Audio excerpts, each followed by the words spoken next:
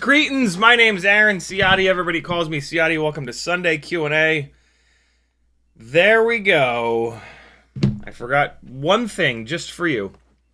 We are going to get started on a Walksnail 2S build.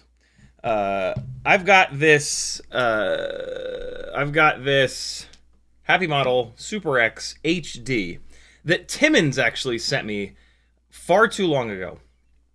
That I've had set aside for another 2S HD build, and now's the perfect time for it.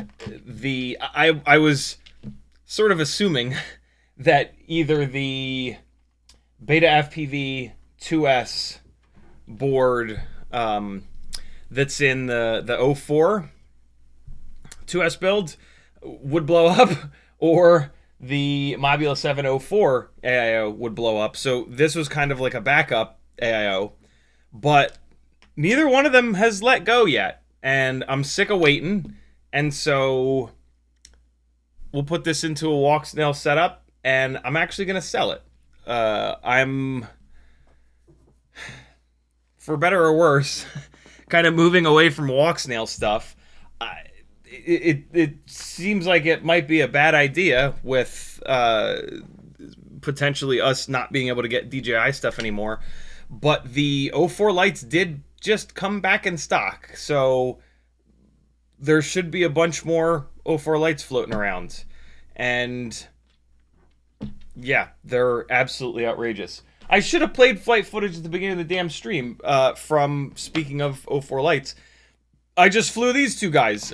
This is what we were working on the other day. The Mob8 O4, which I've moved up to a Mob8 frame with 2-inch props. These are the HQ quad blades. These are damn good. They're too grippy. But boy, are they good. If you're looking for a 2-inch propeller that has mad grip, is really well balanced, these are it. HQ Ultralight. What's the actual... What's like the designation? So they're going to be like 1.8 by... I'm sorry, no. D... This thing smells like grass. D2 by 1.9 by 4. Holy hell! These propellers on these Happy Model 1103 11,000 kV motors make all the power on Earth. That when I was flying, I could actually feel the Earth rotating backwards beneath me when I would hit the throttle in certain directions, because it was... Yeah, these props are really well balanced. They make an unbelievable amount of thrust. But they're a little too grippy. Like, some of the stuff that I want to do, like I love doing this thing where I fly up to something, I look straight up, I hammer the hell out of the throttle, and then snap down like this and float backwards for as long as I can. When I do that with these propellers, it doesn't float backwards all that long. That's a battery finishing up. This mount with the Flywoo O4 lens housing and the ND filter is absolutely awesome. I just have to remember to not fly it super hard. Towards the end of... I flew 2 batteries on this. Towards the end of the second battery, I just started flying it really, really hard, and I actually slammed it into the house. And when I slammed it into the house, the up tilt went down into negative. I could probably crank these screws tighter here to prevent that from happening, but this is the cinematic setup. This is not the hard freestyle setup. If I start crashing this thing hard, I'm going to start breaking or losing these ND filters. Speaking of losing... Oh, no. It's fine. Yeah, this is not the Thrasher setup. This is the 04 build that I've shrunken down to 75 millimeters, 1.6 inch props, 75 millimeters being the motor to motor distance. But yeah, 1.6 inch propellers.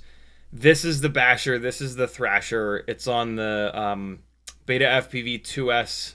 What is it? 12 amp, I believe. AIO. And it's got Betaflight 1102. Are these 18,000s that I've motor scaled down? I think they are, right? Yep. 18,000s that I have motor limited down to like 85%, I want to say, on Gemfan 1610s. I also flew this. It's quite a bit lighter. Here, let me look at the all-up weight differences between these two real quick. We might have talked about this last stream, but maybe you weren't here on that last stream to see the difference between the two of them. So my favorite batteries for each of these, my favorite battery for the 2-inch rig is this Flywoo 2S 420. And then for the 1.6-inch prop rig, it's these tinywhoop.com 2S 300 BT 3.0s. And so all up weight on the 1.6-inch prop builds is... Is this a joke? Is someone punking me? It's exactly 50 grams. Right on the fucking nose. 50.0 grams. And then the 2-inch setup, the all-up weight is 72.7. Good God. I mean, from 1.6 inch to 2 inch, that's the same jump as 1.2 inch to 1.6 inch, right? So, you know, I guess it shouldn't surprise me that it gains 22.7 grams. It is a very heavy canopy. It's got the lens housing on it. It's got the ND filter on it. It's got quad blades on it, right? Like, this is... But boy, oh boy, 20 plus grams different is crazy. But that's okay, man. Again, this is the cinematic setup. The weight, you could actually argue, is going to help this thing when it's out in the wind or when I'm trying to do those more momentum-y moves. But yeah, there you go. This 1.6 inch rig is extra lightweight. This is 2-inch rig is like a normal weight. And so that's why that weight difference seems so drastic. And I mean, you know, you go up to a bigger prop size and everything adds up, right? You go to a bigger frame that has bigger ducts, and so the frame weighs more. You got to go to bigger motors to turn the bigger props. The bigger props weigh more. The bigger motors weigh more. The AIO and the camera and the VTX and the antenna, those all weigh the same, but everything around. And then on this particular build, I've got this heavy TPU canopy with a, you know, sort of cinematic setup. I'm actually having some problems with this build, though. This one is flawless. Absolutely incredible. So much fun. My God. Yeah. This is just so rad. Hold on. Speaking of, let me plug it in, and I'll play some of the flight footage off this while I'm talking to you about the problems that I'm having with this guy. I believe that this VTX might be on its way out, unfortunately. It could also be the... It could technically be the flight controller that's on its way out, but I don't think so. Let me just pull this up real quick here, and here we go. So what you're about to watch is a Mob8 V1 V3 Betaflight 1102, 18,000s, motor scaled down to either 80 or 85%, GemFan 1610 propellers, Betaflight 12 amp AIO, O4 light, Mob8 O4 canopy. Well, this is the onboard DVR, so you won't get to see it breaking up, but it does have an ORT micro V antenna. And then Tiny Whoop 2S BT 3.0 300 mAh batteries. That's what you're about to watch. But that's not the build that we're going to be talking about here in a second. So, here you go. This is a full battery. Full 300 mAh 2S battery. Boy, it's like, why is it so... Oh, because it's bright out. Okay, so it looks like it's jumpy because it is kind of jumpy. It's bright out right now. This rig does not have an ND filter on it. And so, let me pause this real quick. The shutter speed... I have this turned all the way down to ISO 100, which is going to lower the shutter speed as much as possible. But in broad daylight, the shutter speed is going to be 1/600th of a second, 1/1000th of a second. The shutter speed is going to be very fast. We fly quickly, and so this is also at. Oh, you know what? This was with race mode on, so this is actually at 100 frames a second. We can prove that by playing and then going half speed and then another half speed, and see how it's still relatively smooth. This is 100 frames a second. This is race mode. When we play this back in normal speed, though, what's happening here is that since the shutter speed is fast, the shutter speed is probably like I said, like let's say a 1/1000th of a second. So the way that you can think about that is when the camera is off, it's like this. When you turn the camera on, it starts doing this. And it's going to do this, in this case, 100 times a second. 100 times a second, it's going to open its camera eyes. The amount of time that it opens its eyes is the shutter speed. So it's at 100 frames a second, so 100 times a second, it is opening its eyes for a certain amount of time. If I were to set the shutter speed as low as possible, which at 100 frames a second would be 1/100th of a second, it would basically like open its eyes and then really quickly close them and open them, really quickly close them and open them, right? Like almost imperceptibly quick would it close and then open its eyes again. This isn't actually how cameras work, but this is the best visual I can give you. And so at 100 frames a second, at 1/100th of a second shutter speed, as you're cruising along, there's going to be no gap between the frames. It's going to open its eyes and close its eyes. It's going to open its eyes, close, then open them immediately. Close, then open them immediately. So you might have some nice motion blur, but you're not going to have any jumping.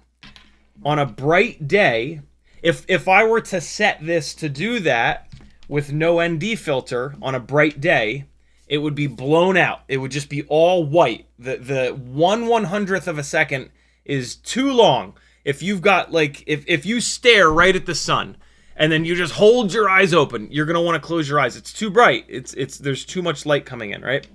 And so the shutter speed is there to, instead of open, close, open, close, open, the shutter speed is going to open, close to limit the amount of light that's coming in.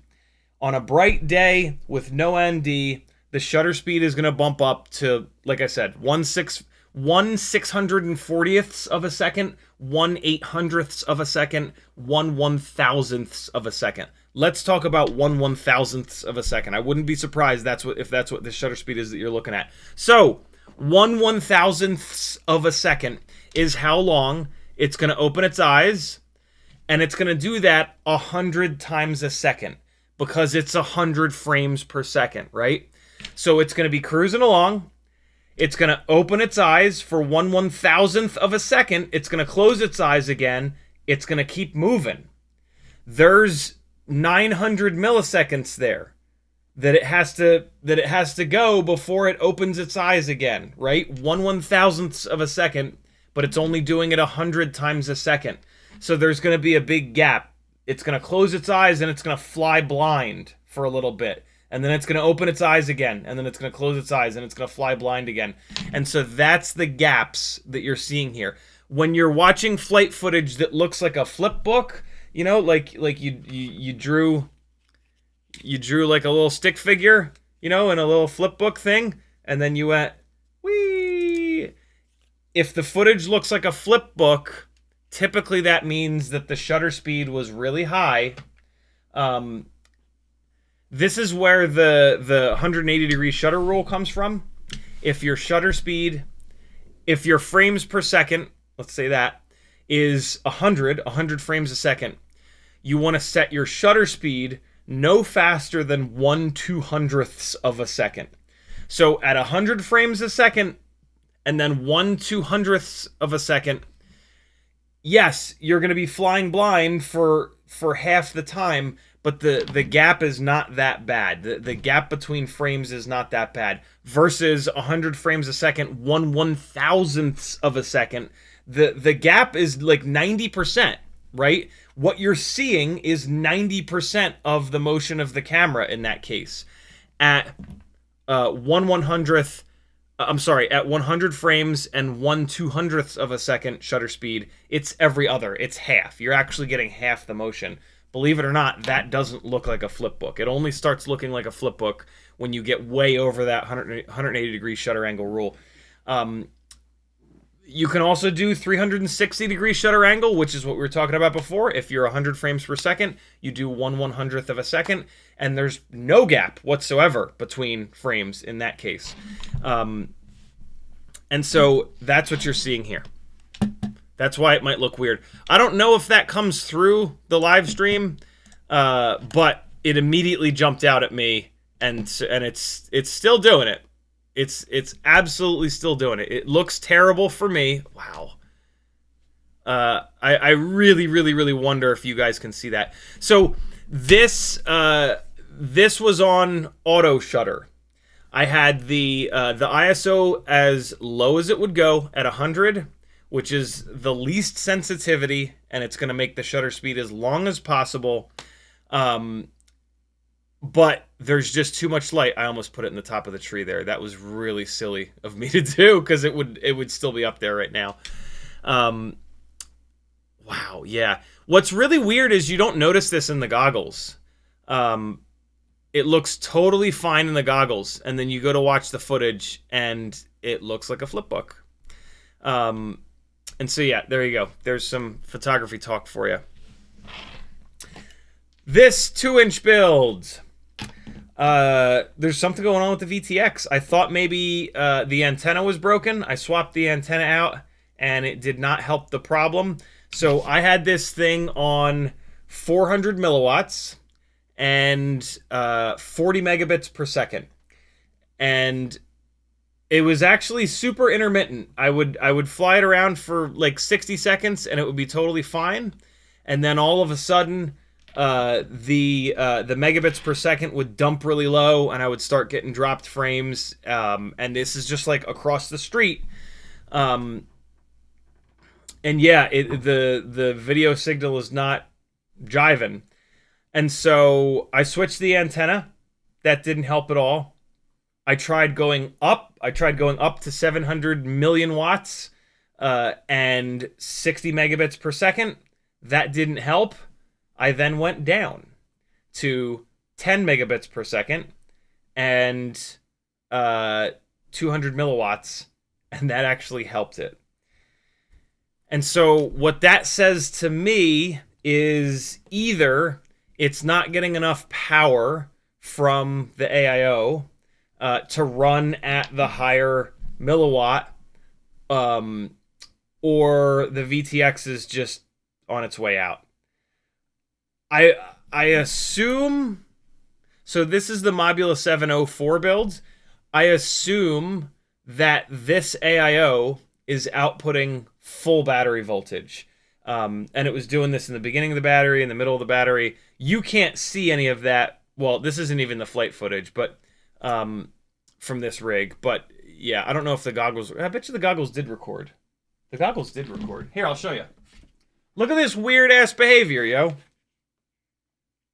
So yeah, when I turned it down and it got better, yeah, that makes me think there's some weird voltage shit going on, or like I said, yeah, the VTX is maybe just on its way out. And these are its sort of last dying breaths. I don't love this. This might be the second one of these that I have to send in for repair. Hopefully they don't keep it for 2 months this time. But yeah, this footage looks terrible because the shutter speed is so fast, so I'm just going to turn it off. Here's the memory card from the goggles. Yeah. Look at this. Okay, so 747 megs. So this should be it. Look at this weird ass behavior. You'll see so megabits per second is down here. Look at it dropping already. Look at this. I'm just out in front of the damn house and it's going orange and red already. What's really weird though, so this is me blasting the throttle to try to see if there's any, look at this, 9 megabits per second just right over there. That was me blasting the throttle to see if it had anything to do with like voltage sag, and see it's getting all pixelated and shit. Look at it, it's down at 10 megabits per second. Hot mess.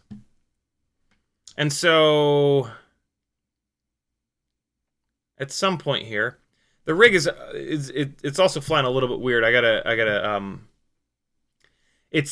rig is being a little bit inconsistent. It's when I try to do a dead hover, it'll like gain a little bit of altitude. These props are good, but I gotta stand outside and listen to the damn thing to really be able to tell what's going on. So there it is, 16 megabits per second from 20 feet away. And so let's see what the settings are on right now. So this is when it was on 400 milliwatts. So what do I do first here? All right, so I've already gone up. The end of the previous battery, I went up to 700. Then I went back down to 400. And you see I'd left the bandwidth at 60. So now I'm going down to 20. And what's really interesting here is that the megabits per second, even though I set it to 10, it's actually up at 40. And it's doing really well. It's just sitting there at 39 megabits per second. This is not on race mode. This is on regular old 4K 60. This is also the build with the ND filter. So you can see this is actually at 1/60th of a second. It doesn't look like a flip book. And look how dark it is. It's actually too dark. I should have... This is an ND16. I should have had an ND8 on here. But look at it hanging in. It did just drop down there to 32 megabits per second. But I mean, you know, I'm flying from inside the house. 35, 33, 34, all the way across the street up. There's a whole bunch of trees and leaves in the way now. 37, 36, 38, 36. So dropping the power output down really did fix the problem. That's kind of okay. 40 megabits per second is fine, and 200 milliwatts for a tiny whoop is kind of fine as well. I will see, okay, right there. So this is the rig with the quad blades. Here you can see the grip. Ready? And see how it just stopped when I did that little flip? I don't like that. I like it to carry a little bit more. See that? Ugh, it just completely stopped when I did that. And there, too. That's the quad blade grip. It is... I want a little bit more slipperiness than this. So I'm going to take these quad blades off, but they're really good. See how dark it is? This is because I'm ND filtered down. I got to set these... It didn't look quite this dark in the goggles. I got to set the... turn the brightness down a little bit in the goggles. But yeah, man, this is the 2-inch rig. It's like digging in and out of the trees. What's nice about this canopy setup is that I can run the up tilt a little bit lower. My only complaint about the Mob8 O4 molded canopy is that it has a good amount of up tilt. It's got like 20-25 degrees of up tilt, which is fine, but for like ducking into the bushes like that, it's nice to have a little bit less up tilt. It's nice to have like 10 or 15 degrees, and that's what I have this thing set at right now. You're going to see me bang into the house, and there's the camera losing its up tilt, going into negative up tilt, which is why you can see the ducts in the frame. There it is. So yeah, it's now in negative up tilt. But yeah, the 2-inch build it flies great. I had a blast flying both of these today. I'm really happy with, like, no jello, no bullshit on this. It doesn't feel too heavy. These propellers are making a shitload of thrust. I don't like their flight characteristics, like I was just talking about, from like a grip standpoint. So I am going to take these quad blades off, and I'm going to put the Gemfan 2023 S's on, the tri-blades. That'll give me that little bit of slidiness back. It might make a little bit less power, and so we'll see. If I have to go back to these, that's fine. But yeah, I'm gonna try those tri-blades, which are what I'd previously had on this, and I really dug. When I was drilling these propellers out on the other stream, I thought I might have taken too much material off them. I did not. They stayed on these motors totally fine. But yeah, the VTX thing is kind of weird and disappointing, because this being like the Cinewoop build, I want it to be able to go really far, and so if I can only run it on 200 milliwatts, that's gonna be a problem.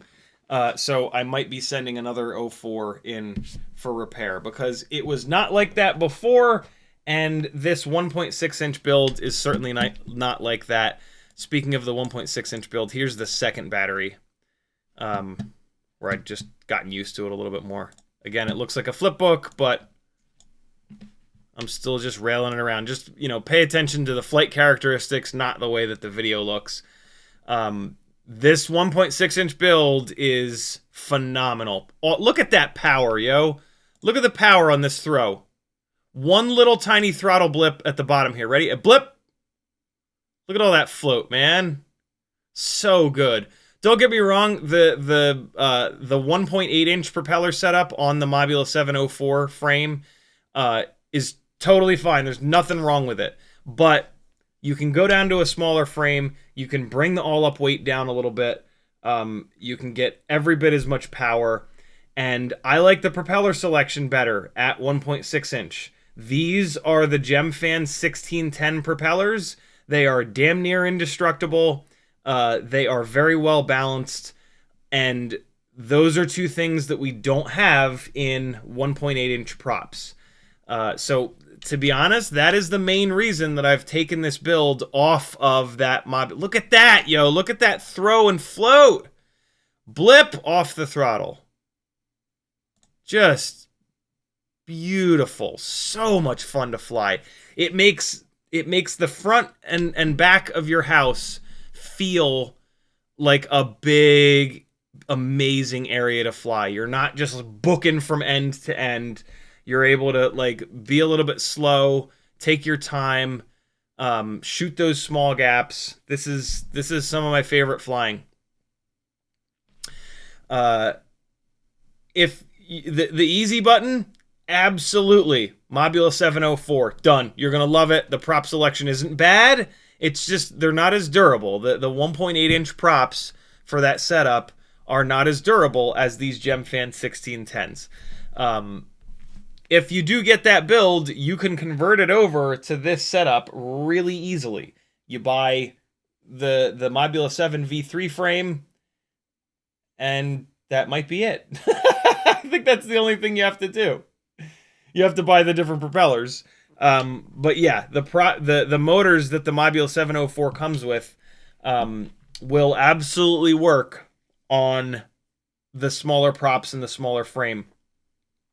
They won't be quite as good as if you go down to like a 1002 or 1102 14,000 or 18,000 kV motor. 18,000 kV, you're going to motor limit a little bit. But again, the motors that thing comes with will absolutely work if you want to just bring the weight down. But the full Magilla Gorilla is to swap the motors out, because with the smaller 1610 props, you need that kV, you need that RPM. So there you go. There's some flight feedback for you. Cool. I'm gonna keep flying this thing and keep trying to figure out what the hell's going on with the VTX. I was really hoping it was an antenna issue, but it is absolutely not. Unless these are two bad antennas in a row, which I doubt. Also, I was concerned about this antenna mount and the antenna being flat, so I flew it out. I didn't show you this, but I flew it out and I rotated it, and then I rotated it, and I rotated it to see if, like, my fear is that, you know, the antenna signal is really strong in this donut direction, but the null is pointing straight back and straight forward. So what I was thinking maybe I was seeing is that when I was flying out, if you guys are me flying it with the antenna on the on the goggles, I was thinking maybe like, oh, when I'm flying like this, I'm in the donut, I've got full signal, but then when I go like this, I'm in the null. It didn't have any effect. When I went out there and rotated it around, it didn't change. But for the record, this is a durable way to mount the antenna. It's not great for signal strength, though. You want the antenna facing upwards. If not vertical, at least like at a 45-degree angle. I actually really like a 45-degree angle because that's how we fly. You know, we don't hover. We put the nose down and we fly forward. And that's how... Is that done yet? Here, get out of here. Eject. That's how I typically set up my tiny whoop antennas, at that 45-degree angle, so that when you're nose down, the antenna is perfectly vertical. The strongest, in terms of radiation, the strongest radiant pattern on the antenna is like a donut in this direction, well, 360 degrees. And so with the nose down and your antenna at a 45-degree angle, that's the best case scenario. When you start flipping and flopping, yeah, sure, it goes all to hell. But 98% of your battery is spent like this, right? So this is not great. I mean, when I go nose down, it does point this antenna up, right? Like when I was testing it at a dead hover, so it was the worst possible case scenario. I could put myself directly in the null. If you ever want to check that, if you have an antenna like this, all you got to do is look at yourself. Because with an antenna like this, there's a null going that way, and there's a null going that way. And so you just look directly at yourself, and that's got you in the worst possible null. And when I would do that, it didn't have any real effect on the megabits per second. So something else is going on. I have a feeling it's the VTX, to be honest. It's easy to check it. I just unplug. DJI put plugs on these VTXs, so all I got to do is unplug this VTX, swap them over, and that'll tell me if the issue is this Mobula 7 O4 AIO or this VTX. Like I said, I'm pretty sure it's this VTX, which sucks a big bag of donkey dicks. But maybe it's this AIO, in which case this build that I'm about to get started on is going to make me want to stab myself, because this is my backup AIO for this rig. Oh, shitballs. That's okay. It's not okay. maybe you guys will ask me so many good questions that we won't be able to. Let's at least talk about this build. The beginning. Here we go. I got you. I got this. I got this. The beginning of every build, and arguably the most important part of any build, is like the theory crafting part, where you figure out what the hell you're gonna do. Figure out what frame, what motors, what propellers, all that jazz. And so let's at least do that, because this build is pretty much like locked in. I've done pretty much identical builds to this before, other than the AIO. And so I already know what all the really good parts and pieces are going to be for this build. So if you clicked on the thumbnail because you want to know what the ultimate 2S Walksnail Tiny Whoop is, here you go. Ready? Happy model, Mob8 V1 frame. I absolutely love this frame because it's incredibly durable. It's got a battery bay that fit the batteries that you want to use, which are the Tiny Whoop BT 3.0 300 mAh 2S batteries. They go perfectly in there. Whoop! They fit beautifully. You got to do like one little wrap of tape around them, or else they're a little bit loose in here. But the way that we're going to mount the battery lead really does help with that. So yeah, I love this frame because the batteries fit perfect. No rubber bands, no bullshit, right? Nice plastic, strong, molded battery holder. The frame is incredibly durable. I've actually not broken one of these frames yet, and it's not for a lack of trying. I've been battering the shit out of a bunch of these 2S builds in these frames for like 6 months. The frame is stupidly durable. But like weirdly, my favorite part about this frame is that there's these holes in the front and back. And if you do a build with BT 3.0, these holes are fucking perfect. Like, I swear to God, it seems impossible to me that this was not somehow planned, because it fits, like, there's no movement. It fits perfectly in there. Look at this. I mean, there's a little bit of movement, but like, it fits just right. It's insane. And so then you've got your battery lead sticking out the back like that. The reason why that's so important is that all of these batteries for it have the little leads. They don't have that plastic cap like most Tiny Whoop batteries do. That plastic cap is what keeps most Tiny Whoop batteries from falling out of the little holder. So with this setup, shout out to Bad for this. He realized this in our Discord a while back. So you put your fucking battery in, and then the battery lead is right there, and then you just fucking plug it in. It's the greatest thing ever. Actually, I put the batteries in the other way. Put them in like this. And then the battery lead just goes right in there. Look at that. And so if you nose it in really hard and the battery tries to slide out, it stops. It doesn't slide all the way out because the lead is hooked up here, and this ain't going anywhere here. It's just, oh my God, it's just amazing. Just amazing. Perfect. Thank you for that, Mark. You weren't hidden, but now you are. Beautiful. Way to go, loser. All right, here we go.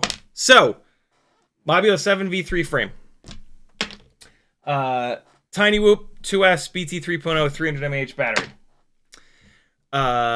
Motors, you've got a choice. The Betaflight 1102 14,000s are awesome.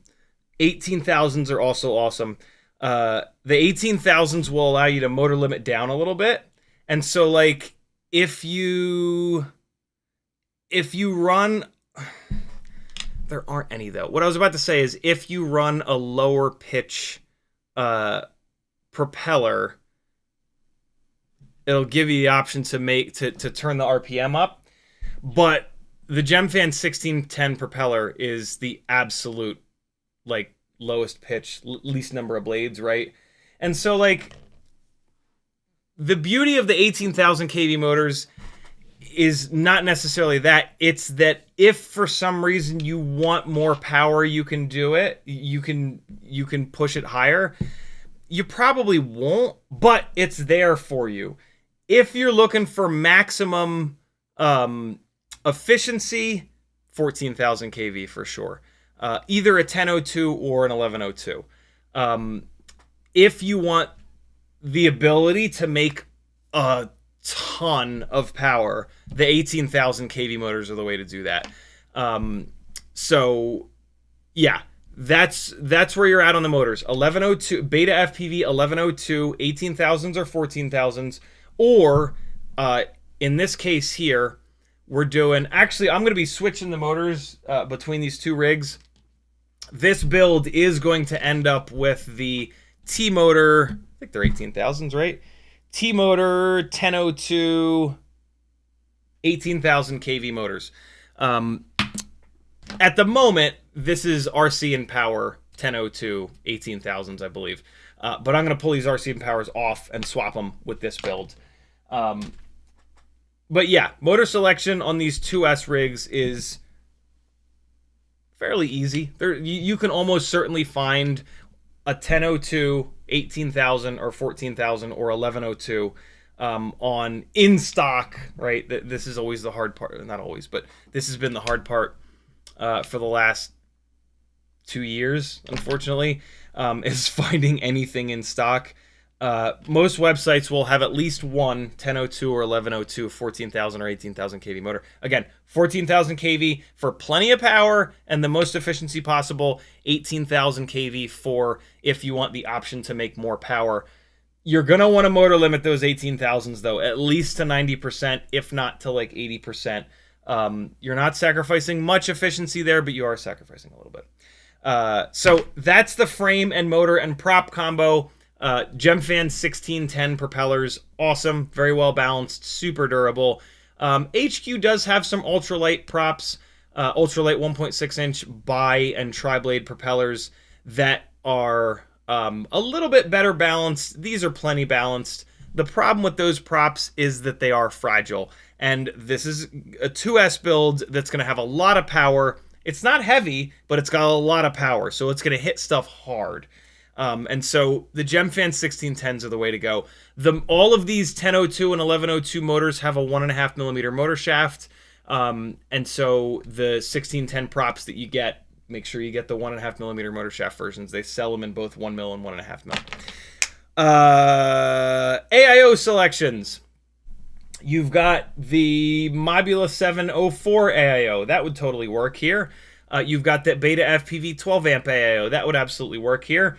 What I'm going to use, though, is the Happy Model Super X HD. When there's an AIO that is called HD, what that usually means is there's no analog OSD chip on board. The analog OSD chip is gigantic, and it's a pain in the ass. And so it really helps them to not have to put that on.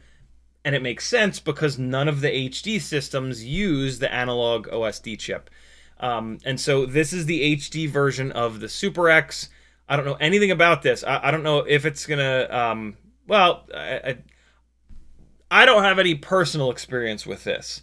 I've seen plenty of builds and talked to plenty of people that have used this AIO in their very similar 2S builds, and they've had really good luck with it. So it should be completely fine, but I don't personally have any experience with this. When I get this build done, I will absolutely fly it a bunch. I got to get the tune locked in, all that jazz.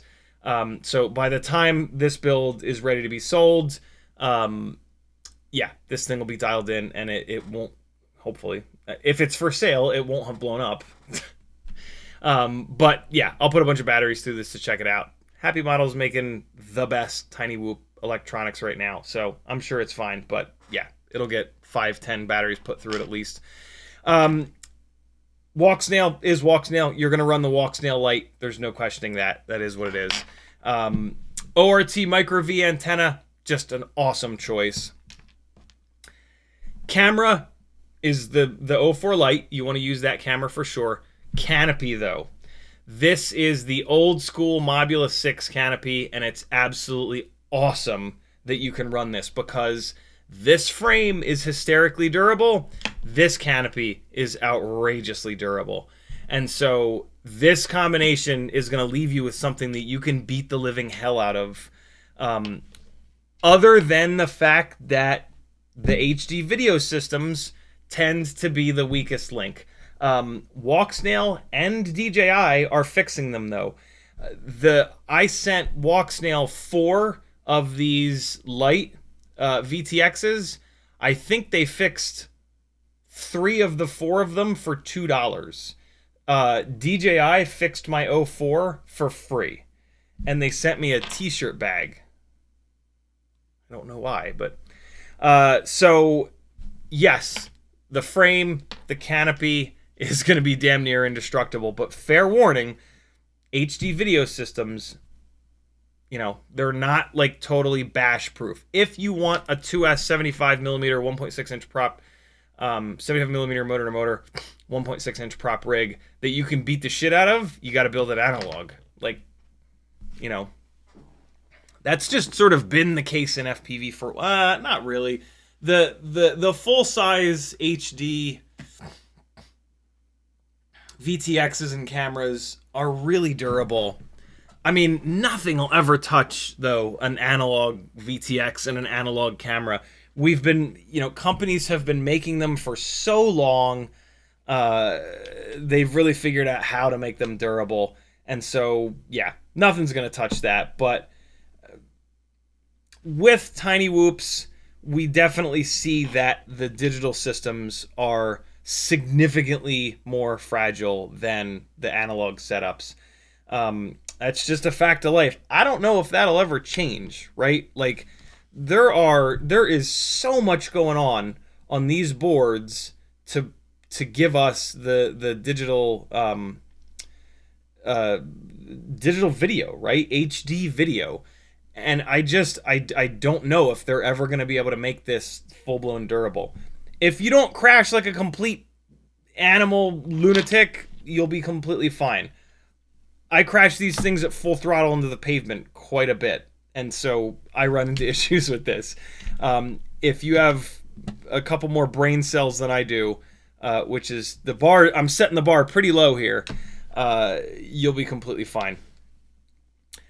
That's the build. Oh, the canopy, the old school Mob8 O4 canopy, you're going to have to take a file and just file the outsides of it a little bit here, because this camera lens is a little bit bigger than the Runcam Nano 3.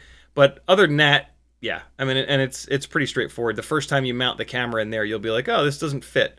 And then so you just file it away a little bit, and you'll get it to fit perfect, and away you go. And yeah, that's going to be the build. Let me try to get caught up on chat and do some other things. And let me... Did I plug this one in? We looked at the camera footage from this, but let's look at the onboard footage from this with loads of motion blur. It should look really, really nice. Where's the USB port? There it is. It was hiding. Morton Upshot says, where would I send broken Walksnail boards? If you go on Walksnail's website, they have an item for sale that is like repair service. You can't just do that, though. You got to send them an email. They do it directly through email with you. So just go to Walksnail's website, shoot them an email, and they'll assign you like a customer number, and they'll send you a thing of what you have to do. You got to add that item to your cart and then do something or other.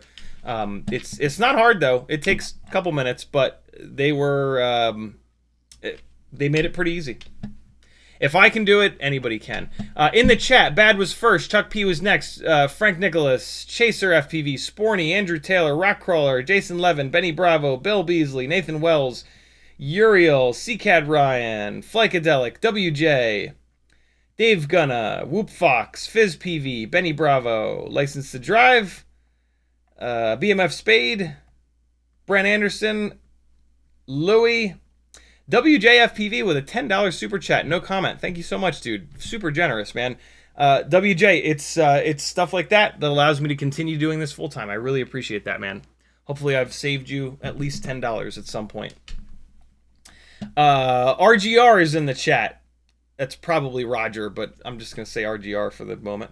Mark was here, but he'll never be here again. Ha! Andrew Taylor, Bad, Kelvin Knudsen, Jason Levin, Denzel the Terrible, Robert R. I'm not going to ruin your last name. Morton Upshot. Who else is here? Levster, Drone Explorer, Phil Bradley. I think I got everybody. What's up, friends? Thanks for coming. Type CiottiFPV into your chat message if you want it to highlight in orange so that I'll read it. You can do that with each other. If you want to get Bad's attention in your message, type B.A.D. No dot after the D. If you put a dot after the D, it won't light up in orange. In the same way that if you put a space in between Ciotti and FPV, it won't light up in orange for me. And I won't see it. And I won't read it. And then you'll be sitting there like, this motherfucker's ignoring me. I knew he hated me. I don't. You just gotta spell it right. Dave Gunner was the first one to tag me. He says, what's up everyone? I like the Walksnail topic. Walksnail is not dead. Dude, totally. Thank you for that comment. Walksnail is not dead, and before very long, because of the absolute lunatics that are destroying this country for their own personal gain, it might be the only option. So, like, that's why I'm like, I think I'm gonna sell this when I'm done with it, but no promises, because, yeah, bad people are making bad decisions that are hurting all of us, and it's gonna get so much worse. And yeah, this is beyond belief, man. Hey, instead of you just looking at my stupid face, let me play these two flight files from the 2-inch rig with the ND16 filter. Again, the ND16 was a bit much. I should have had an ND8 on here, so it's a little bit dark, but check out this motion blur. This is wild. This was a blast flying this thing around. Scooch it over for you guys. And again, this is on the quad blades. This is on the HQ quad blade, the new HQ quad blades. Yeah, Walksnail's not dead, man. Walksnail's really, really good. It's not as good as this, like, no question about that. But it's the best digital HD system that we've ever had before 03 and 04. And you can't even really compare 03 because there's no 03 light setup, right? 03 is a, so this is me checking on the antenna, actually. What I initially thought is maybe the antenna came unplugged, but it hadn't. And so, yeah, man, Walksnail's really good. Hey, I'll also say this, the Walksnail, what are they called? Dominator? Did you see all that motion blur? The Walksnail Dominator goggles, not their new X goggles. I haven't tried the X goggles, to be honest, but the previous Dominator goggles, which are not super expensive, are some of, if not my favorite FPV goggles of all time. They're lightweight, they're small, they're like the same size as Fat Shark goggles, the screens look awesome, and they fit amazing. They're super comfortable to wear. The Newbie Drone foam is amazing for them, super comfy. Yeah, I think they're my favorite HD goggles.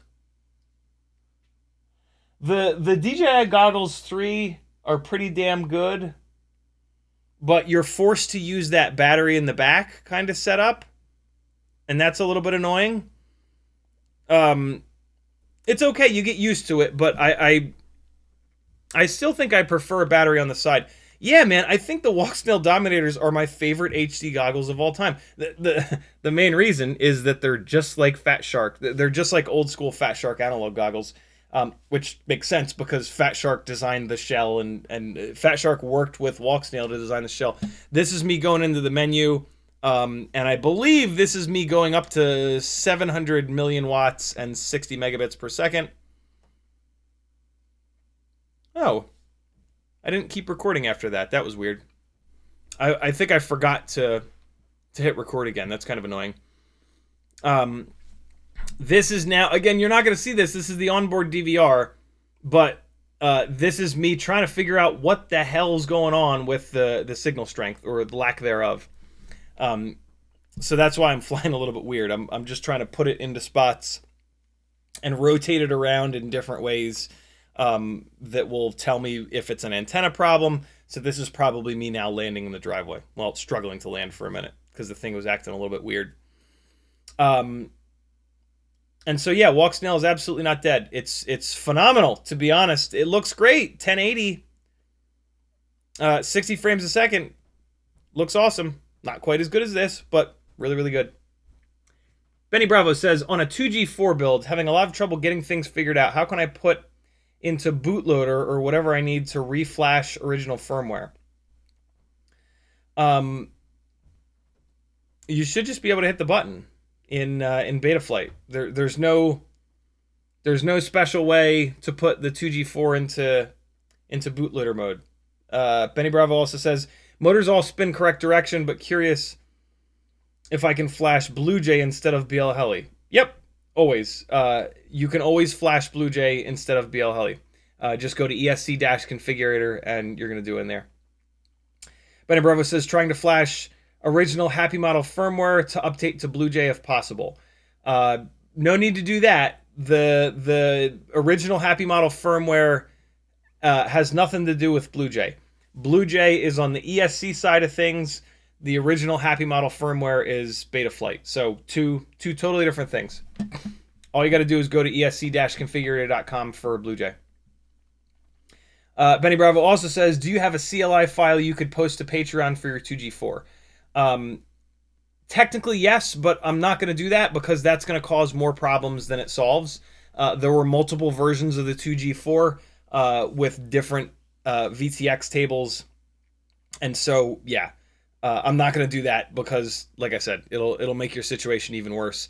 I'm not getting a clear... Also, CLI files have nothing to do with BlueJay. It sounds like you're having ESC-related issues, so a CLI drop is not going to do anything about that. It sounds like what you might want to do at this point, because you're starting to change too many things, and I think you might be a little bit confused with, ESC versus flight controller. My guess is that maybe you tried to update Betaflight and that bricked it. In a weird way, and then maybe you blamed it on the ESC and screwed something up there. Get it into ESC configurator, get it onto the most recent version of BlueJay. That's pretty straightforward. And then get in touch with Happy Model or just do a bunch of Googling to get your hands on the original hex of Betaflight that it had on it. That original hex is going to have the port set up correctly, the resources assigned correctly. One of the things that you can do, one of the easiest things that you can do to make a flight controller not work is to update it when you don't need to update it. If you've got a flight controller that's on Betaflight version 3.2 or newer, just leave it. Especially if it's a bind and fly. The manufacturer has done a bunch of work to get that bind and fly flying. They've assigned the right ports, the right UARTs, the right ports, all that jazz. And when you update that, more often than not, you're updating it to not the version of the firmware that the manufacturer gave you. You're going to update it to some generic version of the firmware. And a lot of times that breaks it because now all the ports are wiped out. The tune is wiped out. The filtering is wiped out. Maybe the resources are assigned differently. Not usually, but sometimes.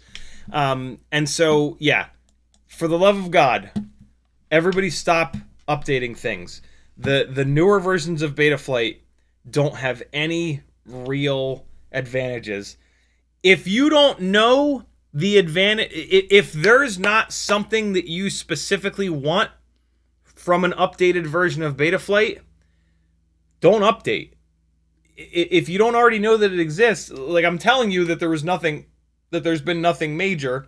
Like if you know that you want the new GPS based like altitude hold support, okay, sure, update, absolutely. But you know that you want that feature. There are no features that you need to have, after Betaflight 4.2. So stop updating. Stop updating Betaflight. Unless you know what you're doing. Like, if you know what you're doing, if you know that when you update Betaflight, you need to go in and look at your ports tab, you need to look at this, you need to look at that, then you're fine.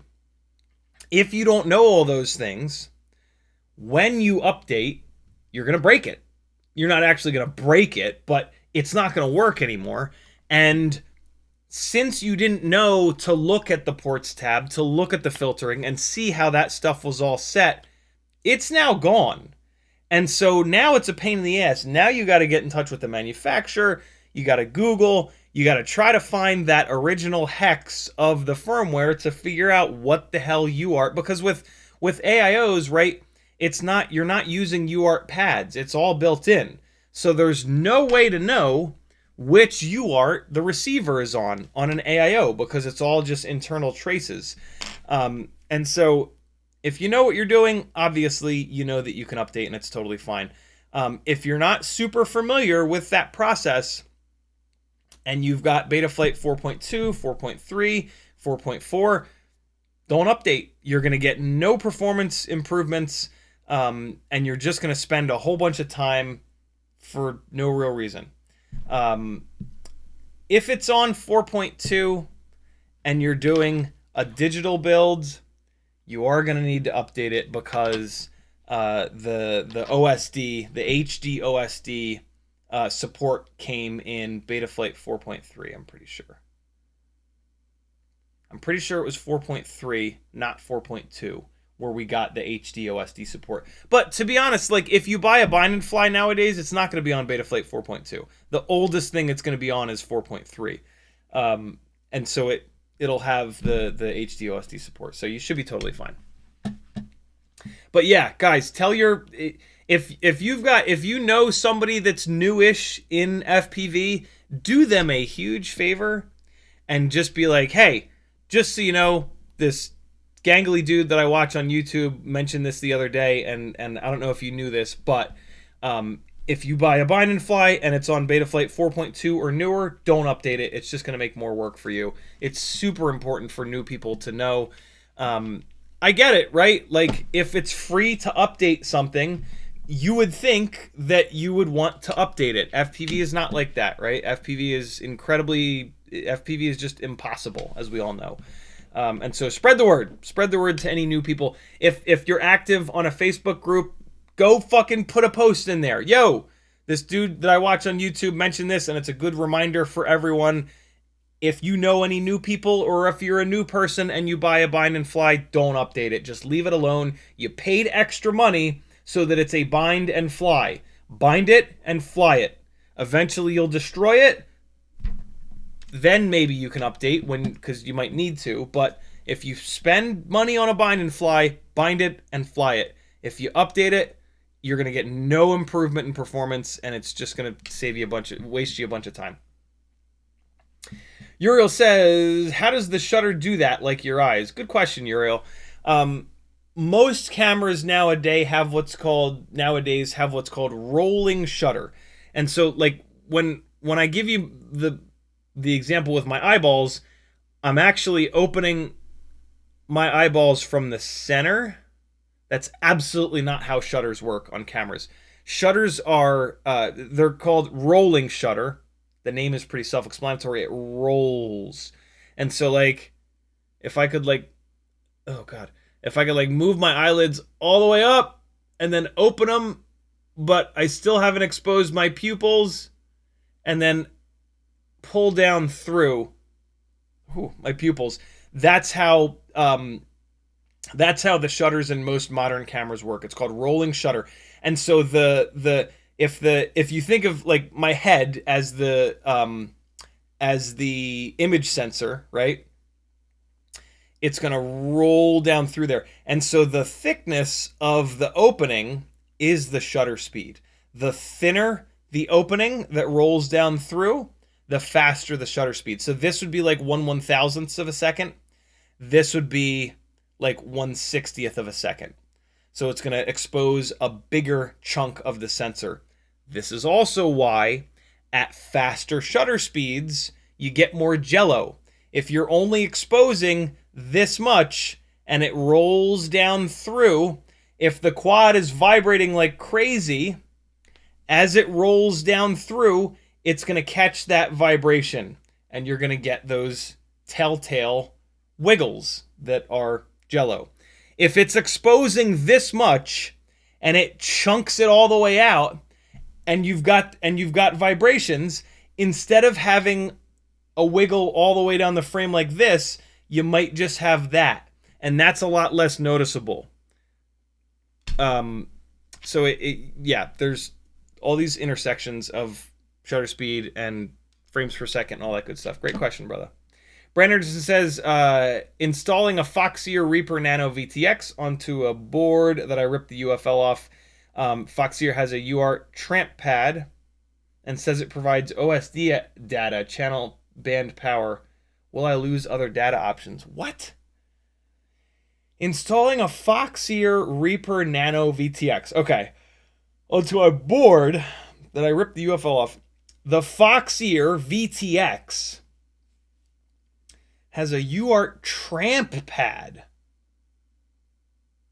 So Tramp is a woman of the night, or it's the name of an Immersion RC VTX. It's kind of weird that Foxeer has a pad that I'm assuming is silk screened Tramp. That's weird. Usually they'll have pads that are just TX and RX. TX for transmit, RX for receive.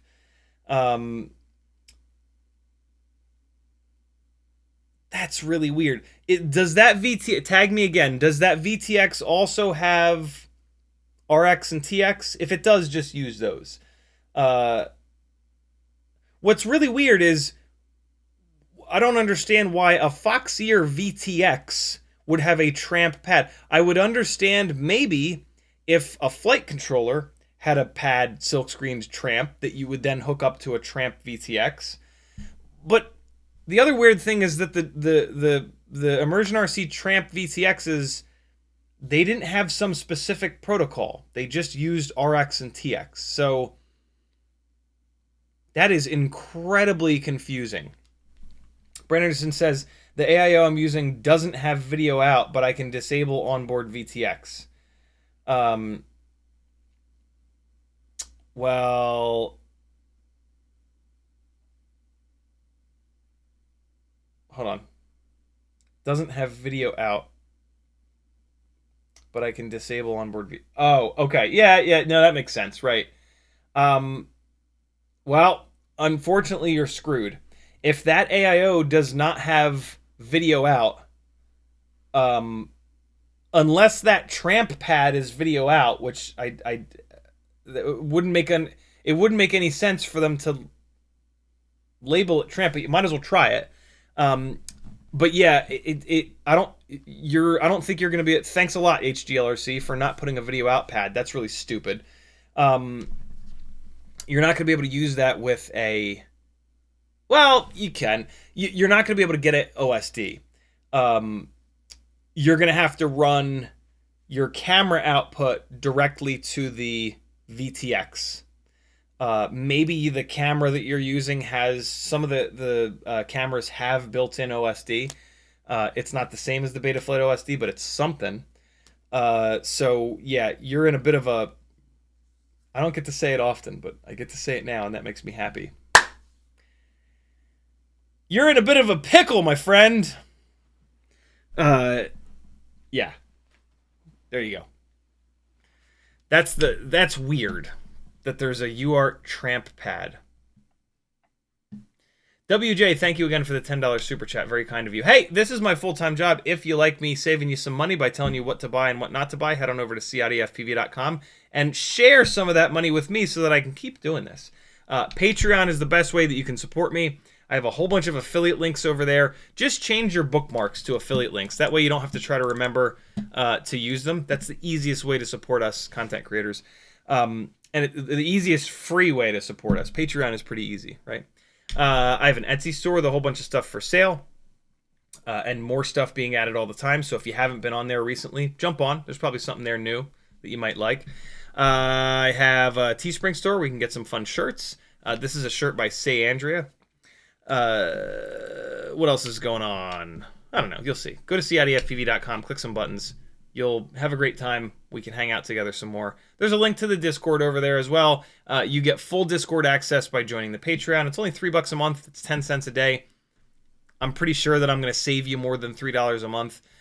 So help me do that with more people. And the more people we have in this little community, the more like stuff that we can test, the more we can tell each other what sucks and what doesn't, and continue to, you know, fly better stuff, fly stuff that lasts longer. Like, literally save each other money, right? The more info that we gather together as the collective that we really are, mainly over on my Discord, the less money we'll all spend and the better stuff that we'll all fly. So join the community, yo.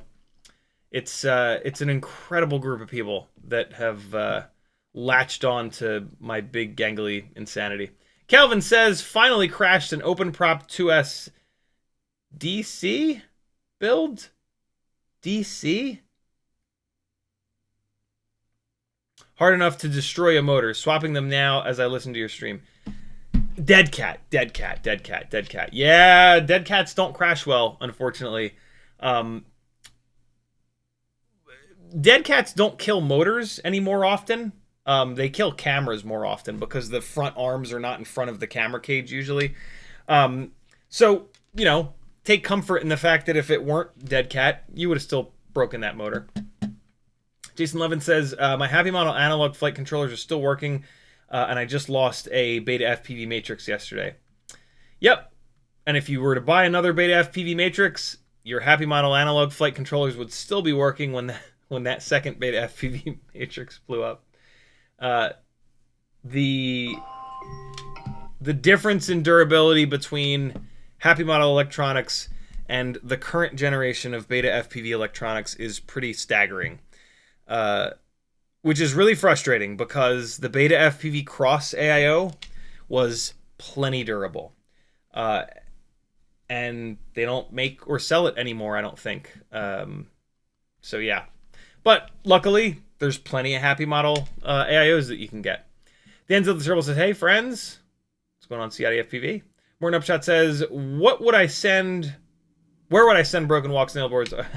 Are you special or is this something us plebs can do? Yep. Email them. They'll tell you the process. It's super straightforward. Levster says, hey. Phil Bradley says, why are drones measured in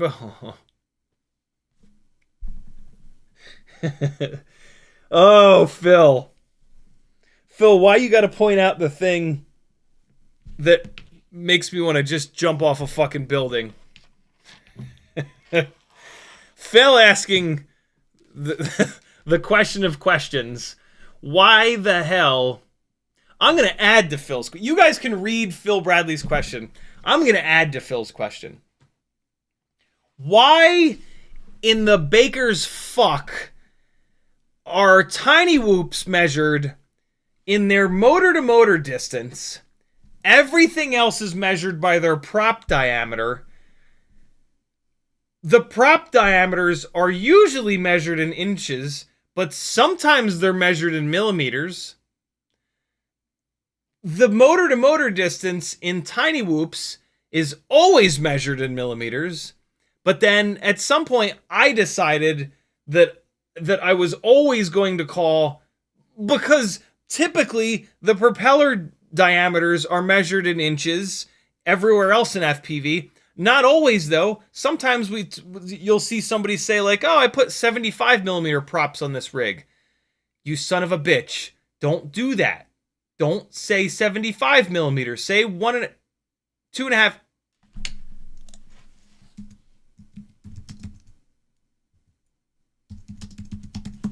You wouldn't have this pause. 3-inch. Some of the prop manufacturers will label their props diameter in millimeters. Stop it!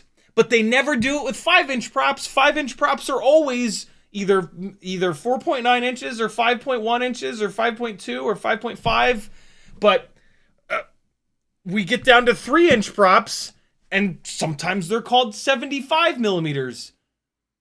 2.5-inch props, sometimes they're called 65. Oh my God. Why? Why? Why? Why?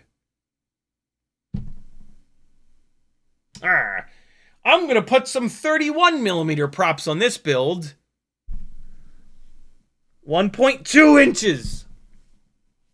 The fact that we measure tiny whoops in the motor-to-motor dimension is insane enough. Why? Oh my God. Oh my God, it's just insane. It's so confusing. Oh my God, imagine you're new to this hobby and you're like, cool, man, I'm gonna build a 5-inch rig. Oh shit, I'm gonna build a 75 millimeter tiny whoop. Surely that means that the props are 75 millimeters in diameter, because why the hell would one quad have the designation of that quad mean motor to motor, but the one right next to it mean the diameter of the fucking propellers? Oh. Oh.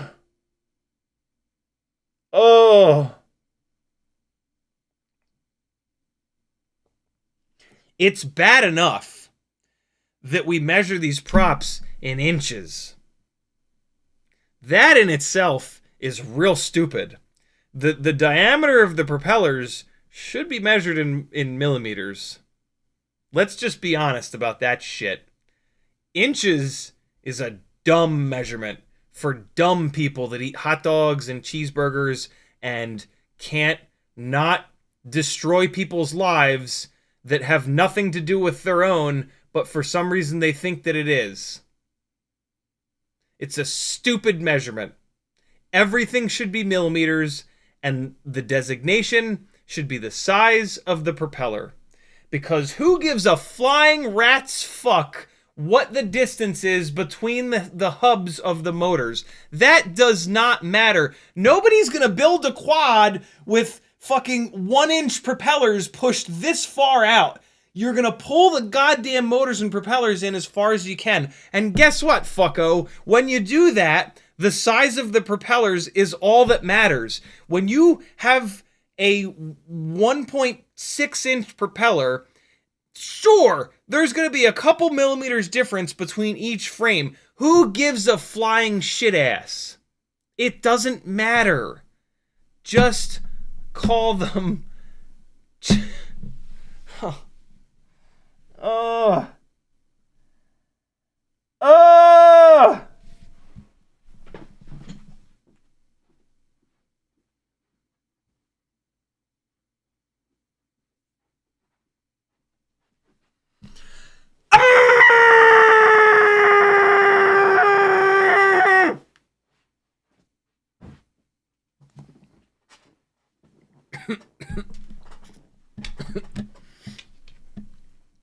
WJFPV says, "You've saved me way more than that in time. Thanks for the awesome advice and going into the nitty-gritty details." You're certainly welcome, dude. Thank you for supporting me and understanding all that good stuff. And yeah, man, enjoy. Brand Lugo says, I've sent 3 of the light VTX ports in the last 6 weeks. I'm not laughing at you. I'm laughing at how effective it is to scream into a pillow. I've sent 3 Walksnail Lights VTX boards back in the last 6 weeks.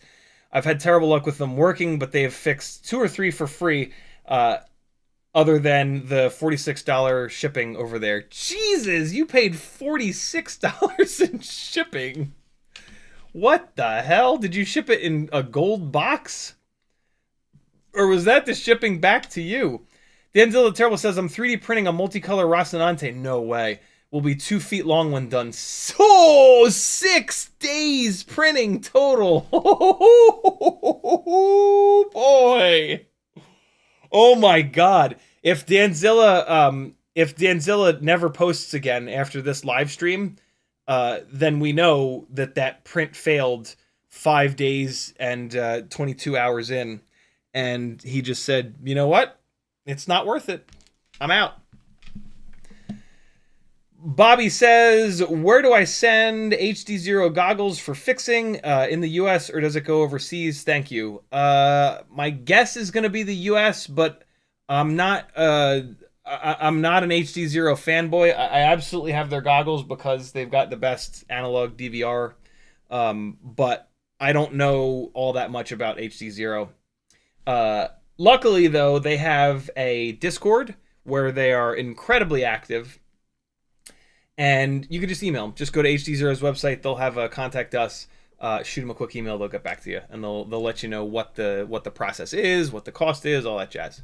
HD0 is an awesome company run by a couple amazing guys. Their customer service is great. You know, they're probably not going to get back to you like within the hour, right? Like, you know, they're dealing with a lot of people, but they will absolutely get back to you. I've heard from so many people that they've had such a great experience with HD0 customer service. Levster says, 2 days ago, a woman called police on me for a 65mm whoop. Police was holding back their laughing when they saw the bad drone. That's awesome.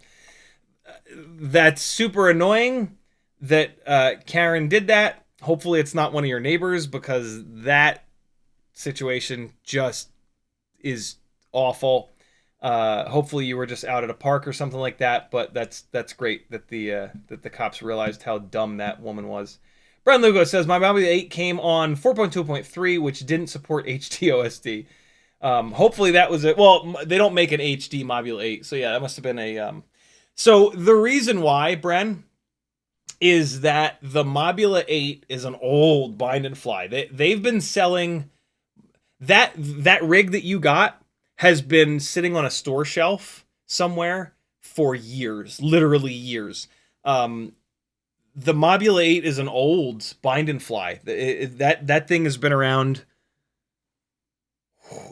That might be like a 4-year-old rig that you've got. The Mob8 8's been around forever.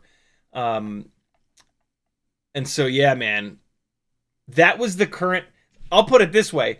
4.2.3 was the current firmware when that bind and fly got built. That's how old that shit is. We're about to get what, 4.6.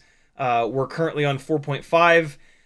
For a while, Betaflight was doing one release every year.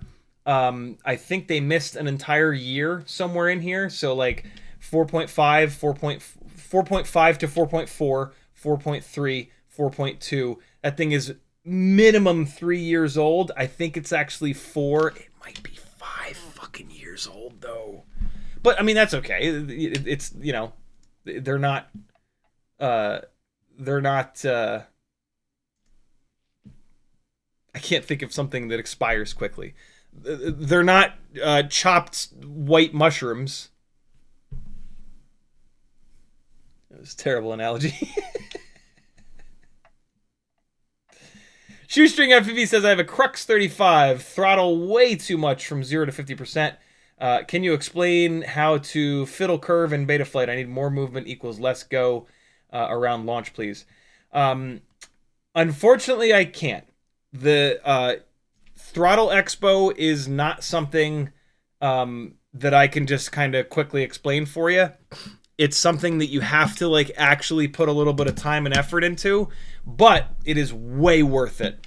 And you're not going to have to spend that much time. So what you're going to do is you're going to come to my channel here. You're going to click the little magnifying glass here, and you're going to search for Throttle Expo.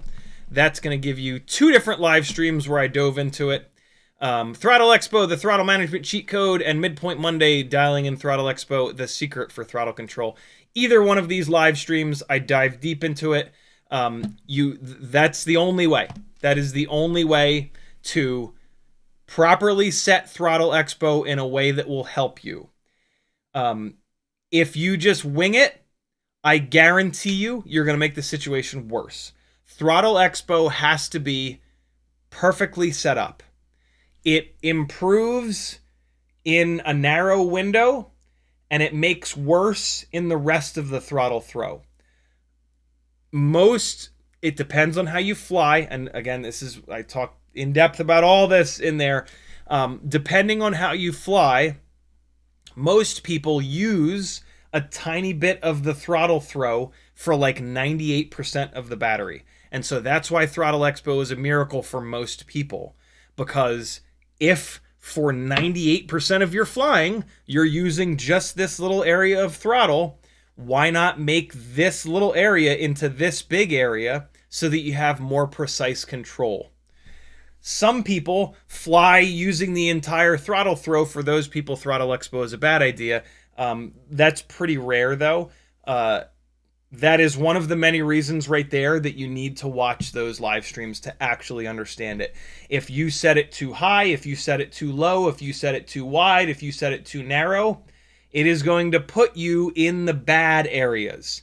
And you're literally going to make your life much worse by having it incorrectly set. So you got to put a little bit of time in. There are a few things in FPV that there's no way to just kind of cheat code. This is one of them. You actually have to learn about this. You actually have to put some time in. You have to do some testing, but it's well worth it for you to do it. Denzel the Terrible says, just noticed my 80-year-old dad is wearing the same shirt as CiottiFPV today. Why does your 80-year-old dad have one of Say Andrea's FPV shirts? Does he fly? Or did you give him one of these shirts? Uriel said, oh, were you making a joke? I think you were making a joke. I mean, you might have been making a joke. Old people, soft. Uriel says, people in Britain drive on the wrong side. Why? Phil Bradley says, in UK, the speed limit is miles per hour, but you buy fuel in liters. I didn't realize that. I did not realize that they used miles per hour. They use, when they talk about the mileage of a car, they use kilometers. Wow, that is extra dumb to have your speed limits in miles an hour, but then when you sell a car or you just talk about the mileage of your car, you talk about it in kilometers. That is insane. Zach says, it looks like Beta FPV has two versions of 1102 motors, the 2022 version and the lavas. Do you think it's worth rolling the dice shipping from China for the lavas? No, because we know that the 22, they actually have three versions. They have an old version that's all black, then they have the 2022 version that's black and red, and now they have the lavas. Don't do it. There's unless you're dying to be the guinea pig. The 2022 edition is amazing. If it were anything less than amazing, it might be worth trying the lavas because maybe they're amazing. But the 22 edition is absolutely outrageously good. There's no reason to roll the dice on the lavas unless you get a kick out of that. I kind of do. I kind of like wasting money on something that might be better when there's something else that exists that's fine. And then every once in a while it's better. More often than not, it's either exactly the same or worse. I mean, if it's exactly the same, it's okay. You didn't really waste money unless it's more money. But yeah, no reason to do it. Unless you want to be the guinea pig. If so, please let us know how the lavas are. Although you won't be able to compare them to the 2022s. It'll just, they'll just either work or they won't, and they'll probably work. So, Yura says, I think the lavas might be heavier though. Check the weights out on the 2022s versus the lavas. I have a funny feeling the lavas are a little bit heavier. In which case, don't get them. You don't need that. Uriel says, inches, comms, VROM, body parts, measurements. Don't forget the quibbed 3 kinds. Brent Lugo says, that's the cheapest USPS shipping with a tracking number to send to Walksnail. Wow. That's insane, dude. Shipping. This is why I don't ship overseas. I don't remember spending that much money, but it sounds like I did. Yeah, for any of you wondering why I won't ship Etsy orders overseas or ship giveaways overseas, that's why. That's just stupid. Like, that's just stupid. Whoopfox says it's okay. I'm on auto tech, and every time I work on a car, they put in oh my god, they put a standard bolt in when I'm using 13 millimeters the whole time. It also makes me want to scream into a pillow. One of the greatest things. So I had my first car was an 87 notchback Mustang. My second car was a 96 Mustang Cobra. Both of those cars, Ford seemingly just had a giant box of assorted bolts, nuts and bolts, and they would just, it was a tall box, right? You're building cars, you gotta have a lot of nuts and bolts. I get it, right? And so it's got to be a big box. Maybe all the Ford, the people that work in the Ford manufacturing facility are very short, right? Maybe they hired a bunch of munchkins. I don't know. And then the combination of lots of short employees and these big, tall boxes of all the nuts and bolts. Obviously, when they were building their cars in 1987 and in 1996, as they were piecing them together, they would have to really reach, really just real, and you know, I'm talking like they're this tall, and it just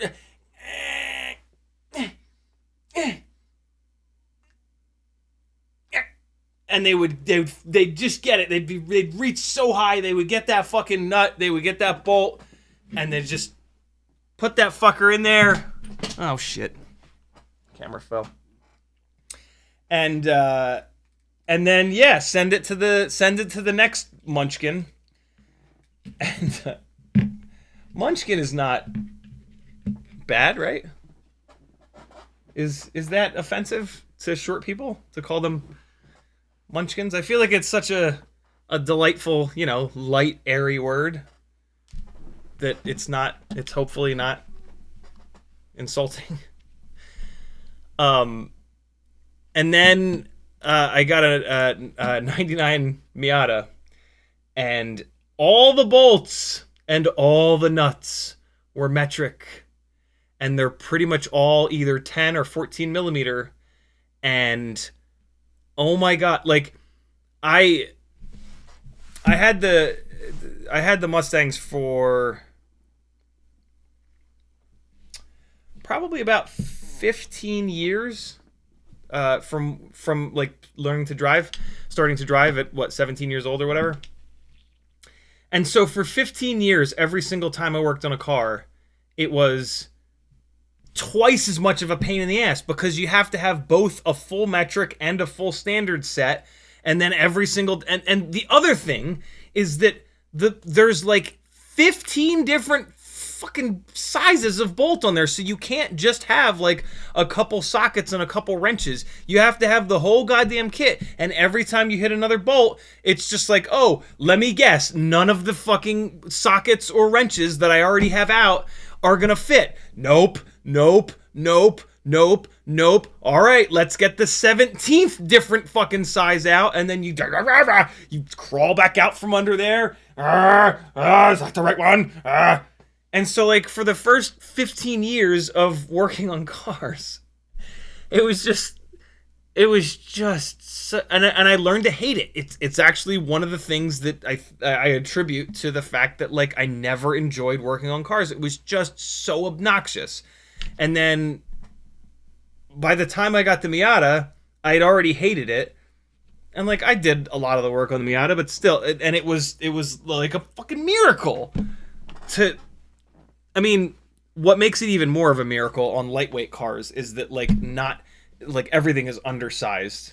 And so, like, you know, most of the bolts don't have 7,000 foot-pounds of torque on them.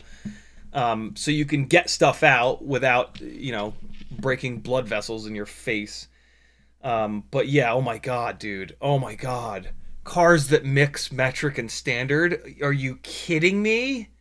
And then you play the game, like, and that inevitably leads to the game of, like, you put a socket onto a bolt, and you wobble it, and you have that fucking moment where you're like, yeah, that's a standard bolt.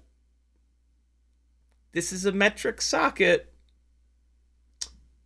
This'll probably be okay, but it might not. That toolkit's pretty fucking far away. 51%?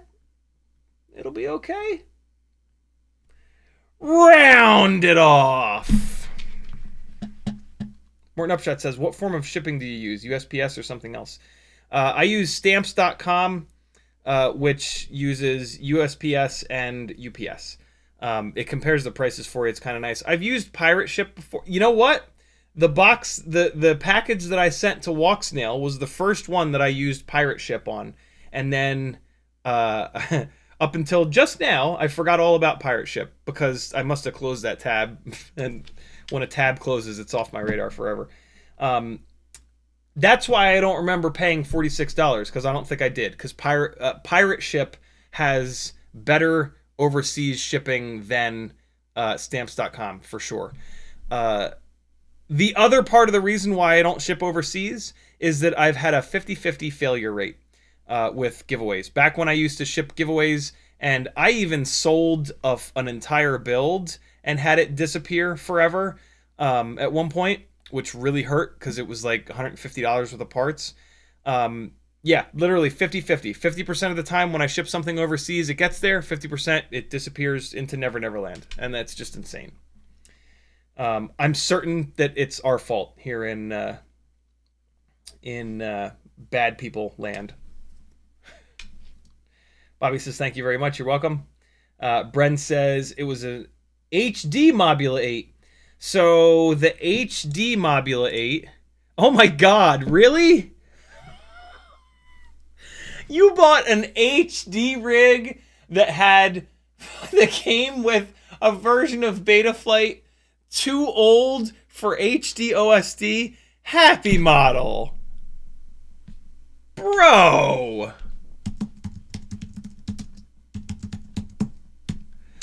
That's a real smack in the face.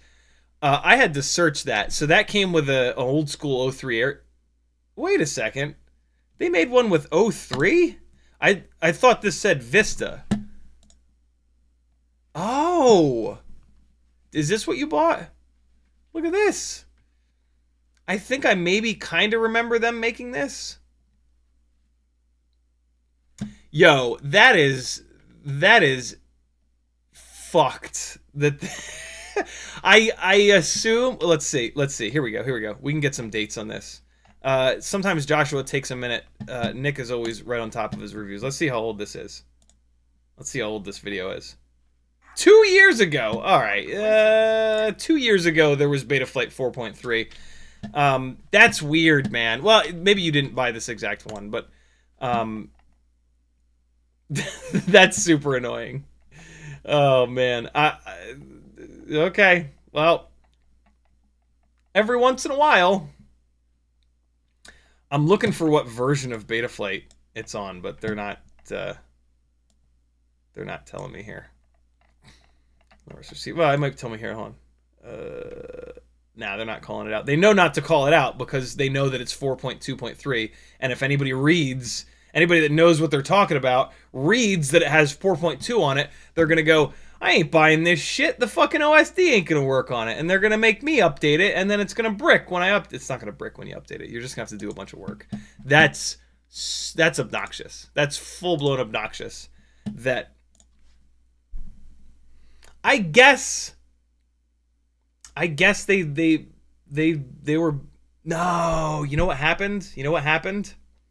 The AIO that they used for that rig is what was sitting on the shelf and was made when 4.2.3 was it. And so when they started piecing when they started building that rig, they didn't think to, or they were like, hey, these are the ones that we're shipping to the fat dumb Americans. We'll show them. Leave it on 4.2.3.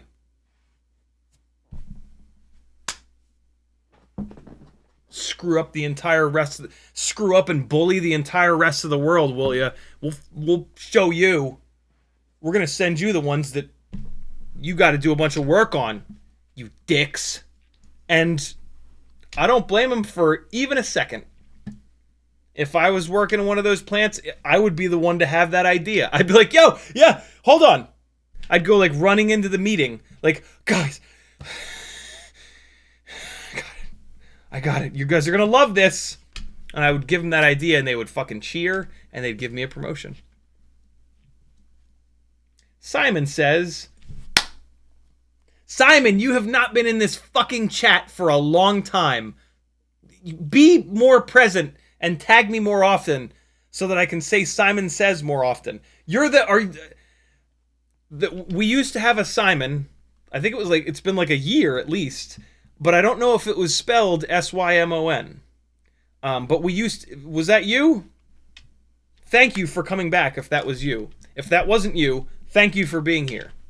Simon says, whoop, finally able to join a live stream. It's been ages. It was you. It was you. It's been ages. You're looking well. Hope Teddy is too.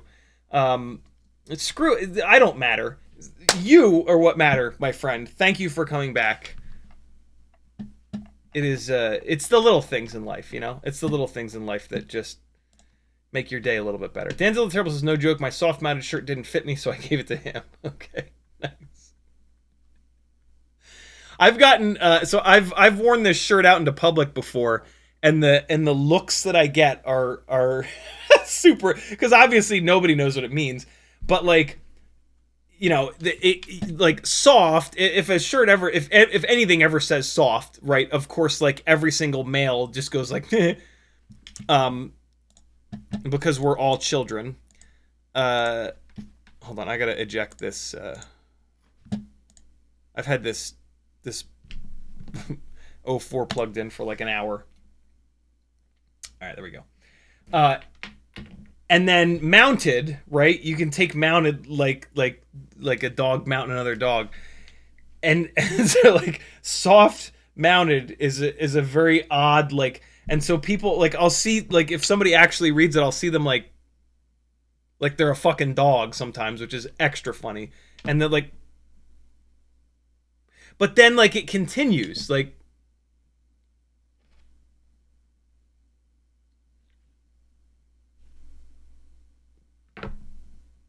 And they'll have like multiple, like they'll think about it from like a sexual point of view, and then they'll think about it from like an engineering point of view maybe, and then they'll think about it from like an LGBTQ standpoint, and then they'll think of it from like boy, I wish our public education systems weren't so bad point of view, and then they'll be like, I give up, it's not worth it. And by that point, I'm gone. I'm out. I see him start thinking, I don't feel like explaining it again. I'm gone. Bill Beasley says, we don't use kilometers for anything in the UK. Ah, okay. But you're right. It would be insane to mix them. I thought that, well, my knowledge of the UK comes from Top Gear. Top Gear, Friday Night Dinner, the show that Matt LeBlanc was in that was really good. The name is escaping me. And so, yeah, I have no idea what actual human beings in the UK do. Bruiser says, is it Bruiser or Bruiser? I like Bruiser better. Bruiser says, best AIO for Whoop. No such thing as best, just different. Was thinking about picking up an Air 65. The positives of the Air 65 are that it's very lightweight. The massive negative is that the AIO is super fragile, arguably the most fragile. Fragile mainly from the standpoint of crashing it. So if you're never going to crash, you might be okay with it. I have no way of knowing that. I don't know what kind of a pilot you are. I don't know how long you've been flying. I don't know how hard you crash. I don't know what materials you crash into. I don't know what your expectations are for how long you expect these things to last, right? This is why there's no best. There's just different. Different components have different strengths and weaknesses. On my website, there's a link to my Fiverr. On my Fiverr, I have 3 different things that I do. flight instruction, where we go into a simulator one-on-one. I watch you fly. I give you advice. You fly better by the end of it. I give you a bunch of drills to work on. You continue to fly better. Tuning. I help you tune your rigs, and I teach you how to tune them. And then the third thing I call build planning. Build planning is where I help you spec out a build. The first like 15 minutes of that 30 or 60-minute session that you buy from me is me hammering you with questions. Because the only possible way for me to figure out what the best of anything would be for you is for me to have a ton of information. And that's why there is no best, there is only different. If you go onto a Facebook group or onto a FPV subreddit and you ask that question, 52 people are going to give you straight answers. The straight answers that they're giving you don't help you in any way, and they actually hurt you, because all they're actually telling you is what their favorite AIO, bind and fly, motor, propeller, whatever it is. They're a different person. They live in a different air density. They fly differently. They crash differently. They do something differently with their footage. Picking up when I'm laying down. And so, yeah. Essentially, your options are you either watch a whole bunch of my live streams, leave them on in the background like they're podcasts, and we talk about this stuff all the time. You could certainly hire me for a half an hour, an hour-long session, and we dive into it, and I tell you what the best of whatever is. Well, yeah, those are pretty much the two options. What do you have more of, time or money? If you got more time, watch a bunch of my live streams, ask a bunch of questions in chat, and you can get there. If you have more money than time, pay for half an hour of my time, we dive into it, away we go. For me, personally, if I was like every jackass on Facebook groups and Reddit, my answer to your question would be Betaflight, Happy Model 2G4. That would be the answer that I would give you as to, for me, what the best AIO is. It's the most expensive AIO, but it's the most durable AIO. And for me, with how often and how hard I crash, that is what's the most important. But everybody's different, and so don't just ask that question and accept a bunch of answers. You want to think for yourself, because and figure it out for yourself. Think hard about like what's the most important to you. Is cost the most important thing to you? Then the 2G4 is not the answer, because it's the most expensive. Is lightweight the most important to you? 2G4 is not the answer. It's the heaviest, right? Like there's all these different things that make the different parts and pieces in FPV better or worse in a number of different ways. And so that's how it kind of works. Boy, do I wish there was someone that could have explained that to me 10 years ago when I was getting started in this, because it took me literally years to kind of realize that. Like with motors and props, for example, for years, all that I cared about is how much thrust they made, not how well balanced they were, not how lightweight they were, not how they affected prop wash handling, not any of the other things. It was just all about power. And I ended up with a whole bunch of builds that made shitloads of power, but flew like a bag of assholes, had terrible efficiency, destroyed my batteries, right? Like all kinds of problems there. It's really important to think about FPV sort of like holistically. And in terms of like custom building stuff, if you're going to take the time to do a fully custom build, this is the whole reason for doing that. Like if you're willing to spend the time to get the knowledge to figure all this shit out, then it makes sense to do custom builds. If you're not, if you just want to the quick, easy answers, buy a bind and fly. The bind and fly nowadays are like 90% as good as a full tilt custom build that you're going to do. If that extra 10% matters to you, or if it's fun to you to hunt down that extra 10%, I resemble both of those things, then it's worth it to kind of dive in. But boy, is there nothing wrong with just getting a bind and fly and just enjoying flying. And to be completely honest, if one of the high priority things for you is that your flight footage looks good, buying a bind and fly and focusing on your flying is the absolute best thing that you can do. There is not an amount of time and a combination of parts that will make your flight footage look better when you give the same amount of time and effort to that process as if you were to put that into just flying more, buying more batteries, buying more replacement parts, and just not thinking or worrying about the parts, and just fly it. When it blows up, replace it or fix it, and just the bind and flies are beautiful for that. There are a couple bind and flies that are not super. Well, I mean, it depends. It depends on how hard you crash. It depends on how often you crash, right? It's layers upon layers upon layers. Worlds within worlds within worlds, baby. Jesus wept. That's a callback to Friday's live stream. So yeah, there you go, brother. Uriel says it was sabotage. Sometimes bolts and bearings, balls are throwing in chassis. Ball bearings bounce around in corners and also make car corrode from inside. Bastard sabotage. I agree, man. Bad says, I got a Mazda 6 last month, and I'm already loving how standardized the bolt sizes are. Speaking of Mazda 6s, I've been more into cars. Like, if you guys think I'm obsessed with FPV, I am so much more obsessed with motorsports and cars in general. It's ridiculous. And I've been into cars since I was 17 years old, so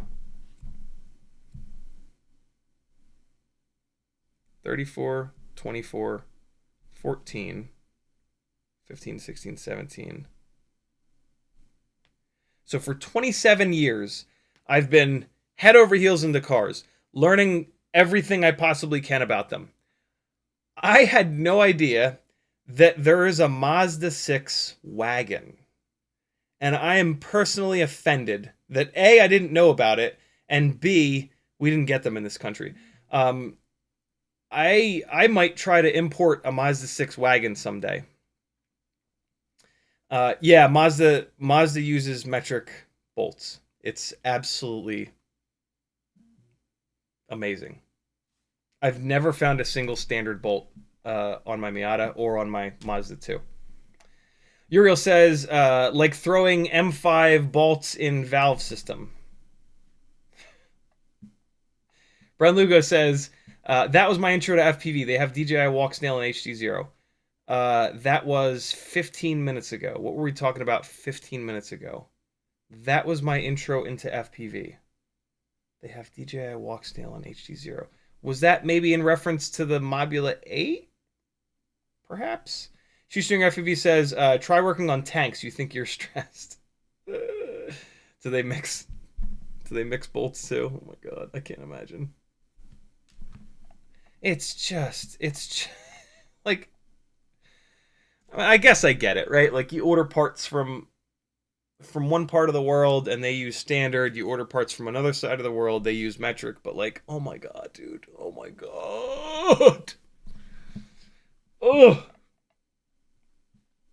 Nasty. Uriel says, and then you came out of meditation. Warren Upshot says, been a while since the last Sim Sunday. Yeah, it has. Nobody watches the Sim Sunday live streams, though. Those live streams do the absolute worst. They always have the folks that are on those streams and have the sim. Yeah, those couple of people, it's super fun for, but nobody really wants to watch the Sim Sunday streams. I absolutely hate having to choose the things that I do on these live streams with any emphasis placed on what people will watch. But unfortunately, as a very, very, very small business, I have to. And so, yeah. If I have a reason to do a Sim Sunday, or if I have absolutely no other ideas, I will always do one. But for the good of keeping this thing going, it's actually like weirdly better for me to not do a Sim Sunday stream so that maybe somebody will actually see the thumbnail and click on it.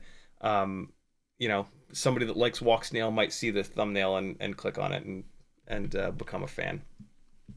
Maybe support me on Patreon for a couple bucks a month. Brewster says, it's Bruiser. Not for me, it isn't. I'm going with Brewster.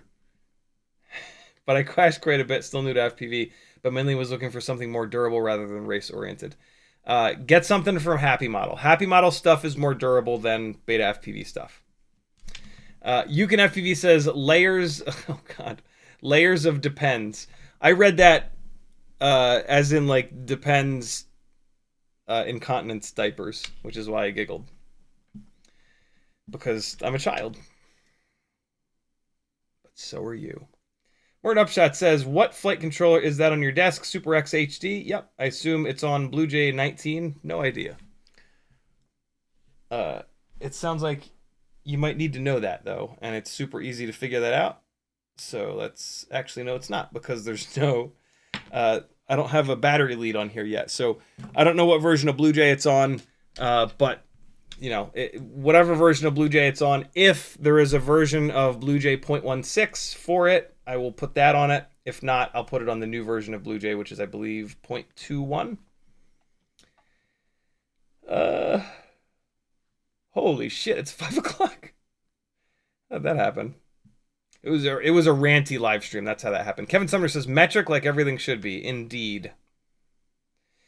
Yeah, it's like, all things being equal, metric is either 1 digit or 2 digits, and then MM.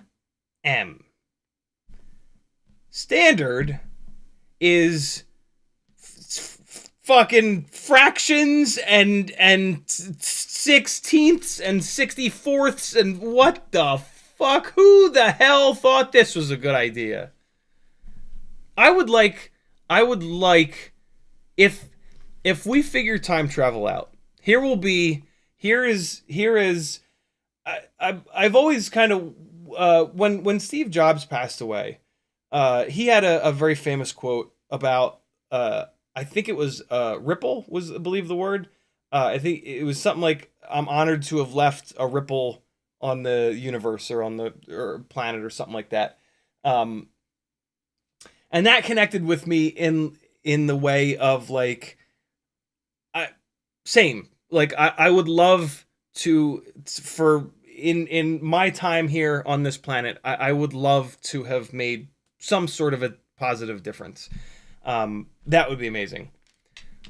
And so if I do have the opportunity to travel back in time, my gift to all of you and all of humanity will be to travel back in time to the meeting, because you know there was a fucking meeting about this, to the meeting where someone somewhere decided that they were going to do fractions and standards and rather than using the evil Nazi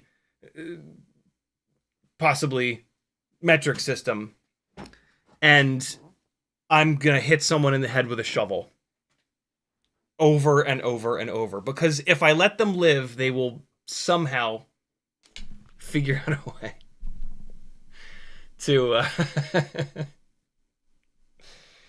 Maggie and I watched a movie last night that was really, really good. It took a gruesome turn, though. Hold on. You guys should watch this movie. The movie is by the fella that did Squid Games, so you're going to love my nuts. Hold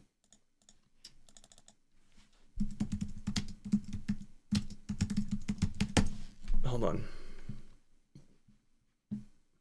Oh, no, maybe it's not.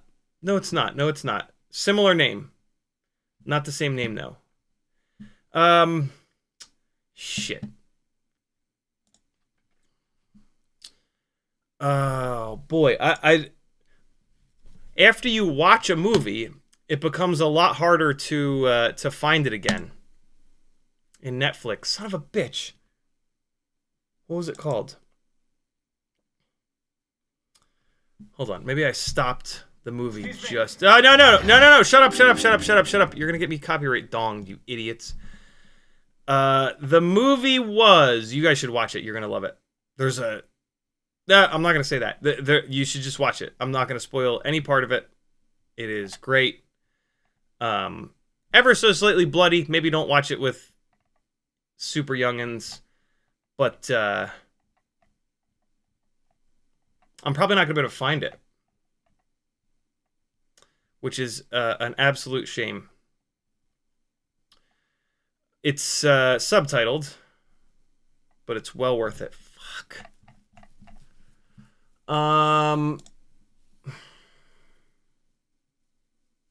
Netflix, do you really not have like a recently watched? So there's like continue watching, right? So if I'd stopped in the middle of it, it would be in my continue watching, but we watched the whole thing. Wow.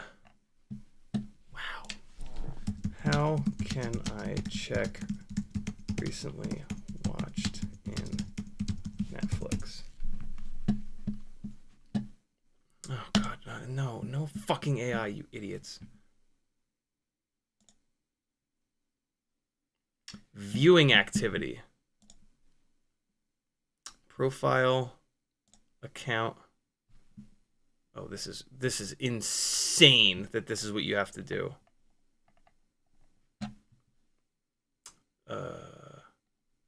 Profiles? My profile. Oh my god, this is so buried. Wow. This is so stupid. Viewing activity. Jeez.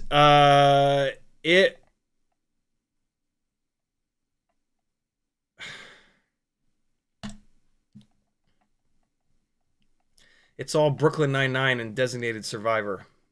Oh, there's Bird Box. We watched Bird Box last week. It's not in... It must not be on Netflix. We must have watched it on HBO Max. Fucking balls.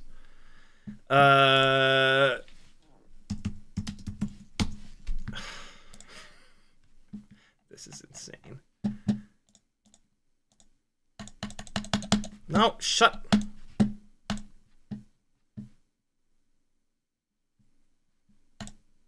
Ugh! Ugh! God damn you! I'm just gonna turn the fucking PlayStation on. Jeez! Alright. Hold on. I could do this while I read chat. Because the super handy dandy PlayStation 5 remote here is RF rather than infrared.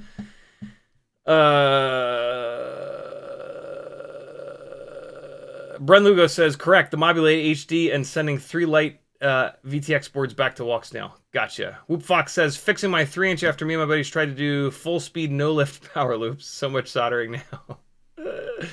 Bad says, I almost got a Mazda 6 touring wagon, but found a great deal on a saloon in the exact year and spec I wanted. Nice. For you cheeseburger eaters, saloon is sedan. UConFPV says, that's how it was meant to be taken. Nice. Uriel says, that's what she said. Uriel says, you have to cherish the child in you. It's true. Jason Levin says, I have a Happy Model Mobula 6 on the V1 board. HBO Max. And I'm getting horizontal lines and little dots of interference constantly. Is there a chance the filters in Betaflight can clear it up if I use black box? Technically, yes, but probably not. But it's worth a shot. Don't think that you just need to add filtering though. It might be over filtered. Probably not, but yeah. And you don't necessarily need to use black box. You can just go into the filter sliders and add a bunch of extra filtering and see if there's a change. And if there's no change, put it back the way it was.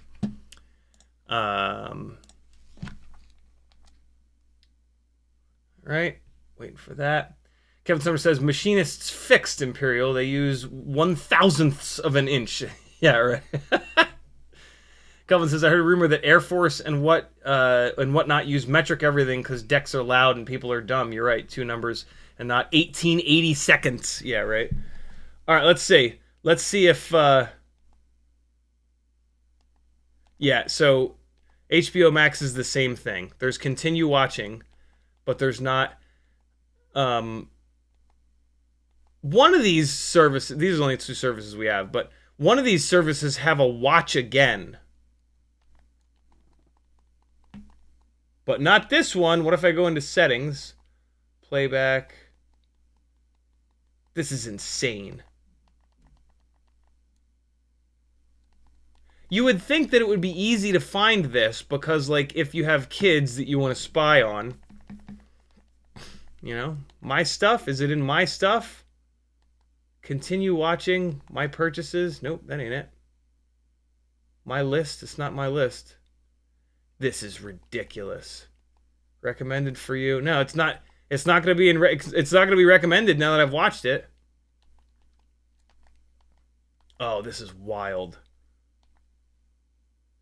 HBO Max might not have a way of doing it at all. Movies? If I go into movies. This is worth it. This is a great movie. And I have a hard time finding... First of all, if you haven't seen Sinners yet, watch Sinners. Absolutely fantastic, especially if you're into music at all. But just in general, Sinners is fan-fucking-tastic.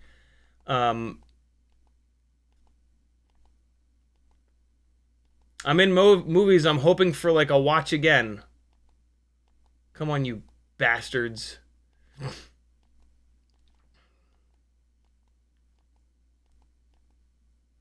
This is ridiculous.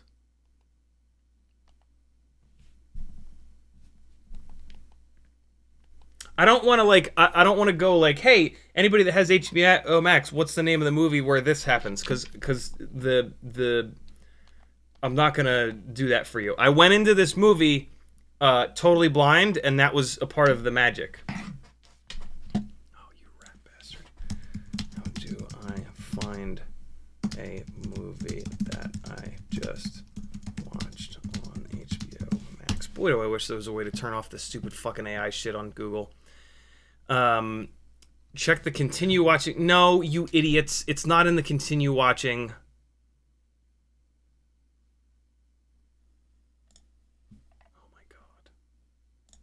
Is this real life? It's not going to be in there. I know it's not going to be in there.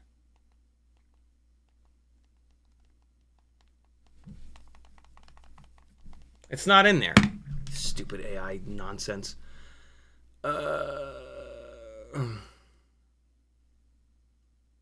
wow. There's no way of doing it, it looks like, in HBO Max. Well, you guys just can't watch it. Oh, wait. No. Let's try this. HBO Max. You guys can't see my screen, right? Movie with subtitles where... And now I can't talk out loud anymore.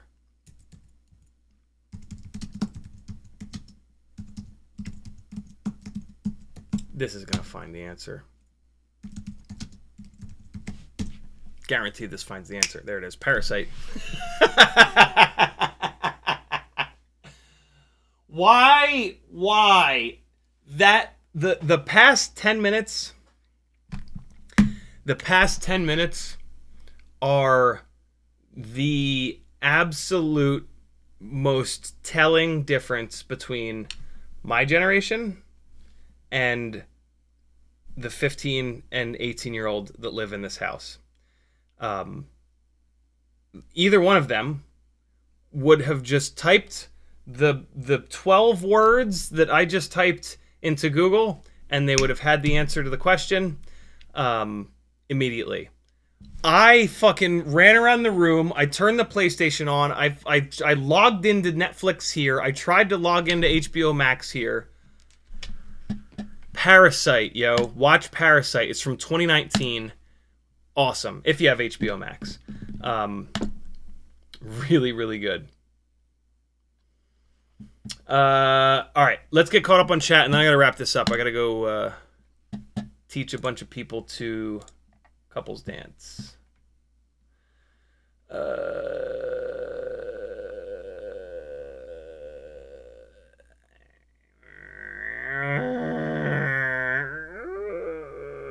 Calvin says, I heard a rumor that... No, we got that.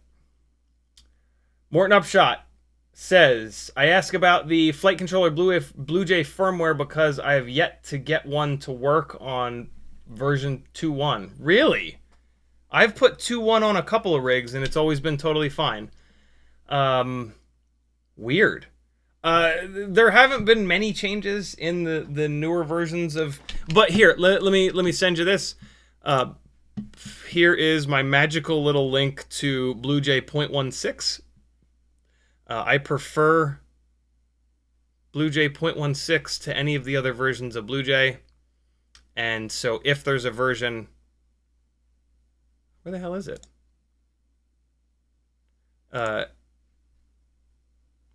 Where did my link go? Oh, come on now. Maybe drone stream. Did I put it in here? Oh, is this it? Look at me. I organized my my links and then I forgot that I organized them. Here is a link to all of the hexes of version 0.16 of BlueJay. This was the last version that the main BlueJay dev did before he left. And so this is the version of BlueJay that I like the best. If there's a version, if you can line up the letter underscore number in your AIO with the list here and find the right version, get the 48K version. That's what this 244896 is. Always use 48. And yeah, you might get slightly better performance. Or you probably won't get better performance, but you might get less nonsense. The newer than 0.16 versions of BlueJay, in my experience, can act a little bit funny sometimes and a little bit annoying. So 0.16 works every time. Good to go. Bill Beasley says, if you want to know something really dumb, UK pints and gallons are different to US pints and gallons. How? How is that possible? Does that have to do with like how like there's a difference between like powders and liquids? Like,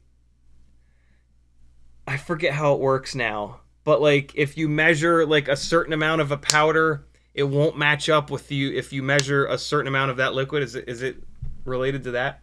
Euro says the French did it. The meters is in Paris. Frank Douglas says, look at your account. There used to be a Netflix history there. I couldn't find it, but I wouldn't have found it anyway because we didn't watch it on Netflix. Jason Levin says, thank you. You're certainly welcome. YouTube did the thing. Shoestring FPV says, just say Snowpiercer and we'll leave it at that. Train to Burson, maybe. Snowpiercer. Nope. Simon Burrows, when you @tag me, make sure you get the FPV in there.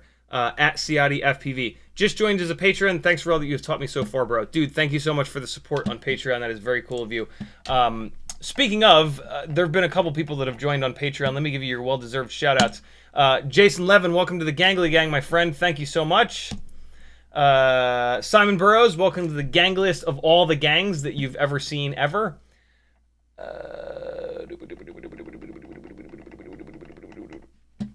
Hold on. Yeah, the younger generation uses search much more often than we do. And for whatever reason, it's tough for me to use search a lot of times. It's very weird. Right now, I'm using search in my email, and it's not working. And that's driving me insane immediately. Okay, none of the rest of you get your well-deserved shout-outs because this computer has just decided to give me a little finger. Morton Upshot says I was going to suggest it was Parasite. Nice. Rockcrawler says, I wouldn't have... I barely looked at the... If you'd suggested that, I wouldn't have said yes. I didn't pay any attention to the name when we put it on last night. Shoestring says, oh my god, find it. I'm ADHD and you aren't helping. Andrew Taylor says, as a non-American, I can't wrap my head around what a fluid ounce is. Yeah, right? That's it. Yeah, fluid ounces versus... other ounces. Levster says CiottiFPV no building. No, I realized in the beginning of the live stream that the AIO on this build might be the reason that I'm having problems with it. And the AIO that I was going to use for this build here has been my backup AIO for in case this AIO, for example, blows up. And so at the beginning of the live stream, I spent like 10 or 15 minutes with the most important part of any build, which is the part selection. So I went in depth on all of the parts for this build, kind of specifically so that I could then fuck around for the next hour and a half until 5 o'clock and not start building this because I might need to use this in this. And so I apologize for no building, but like, yay, look at, ready? Here we go. Oh, shit. Look at that. All right. The AIO is in the frame, guys. All right, so next up, we're going to put this Walksnail on top here. Oh, we got it. All right. Just pretend there's no connector here. All right, we're going to direct solder it. Look at that. Make sure that you run your wires nice and flat because you want to get these two boards as close to each other as possible. For a double stack, oh God, get under there, connector, you fuck. They can't see you. For your hardware on these double stack builds, you're going to need M1.2 by 12 or M1.2 by 14. Head on over to my goddamn Etsy store. I'm selling both of them, you filthy animals. Oh, we've got the motors on here. Look at that. The props are on. All right, we just put some props on the... Oh, fuck, stop it. Stop. They can't see you. This is the Mob 6. Oh, there it is. All right, we've got this antenna. This is my favorite antenna here, the ORT Micro V. I'll put it on through there. Look, there's this perfect hole in the Mob 6 canopy. You just feed it through there. And...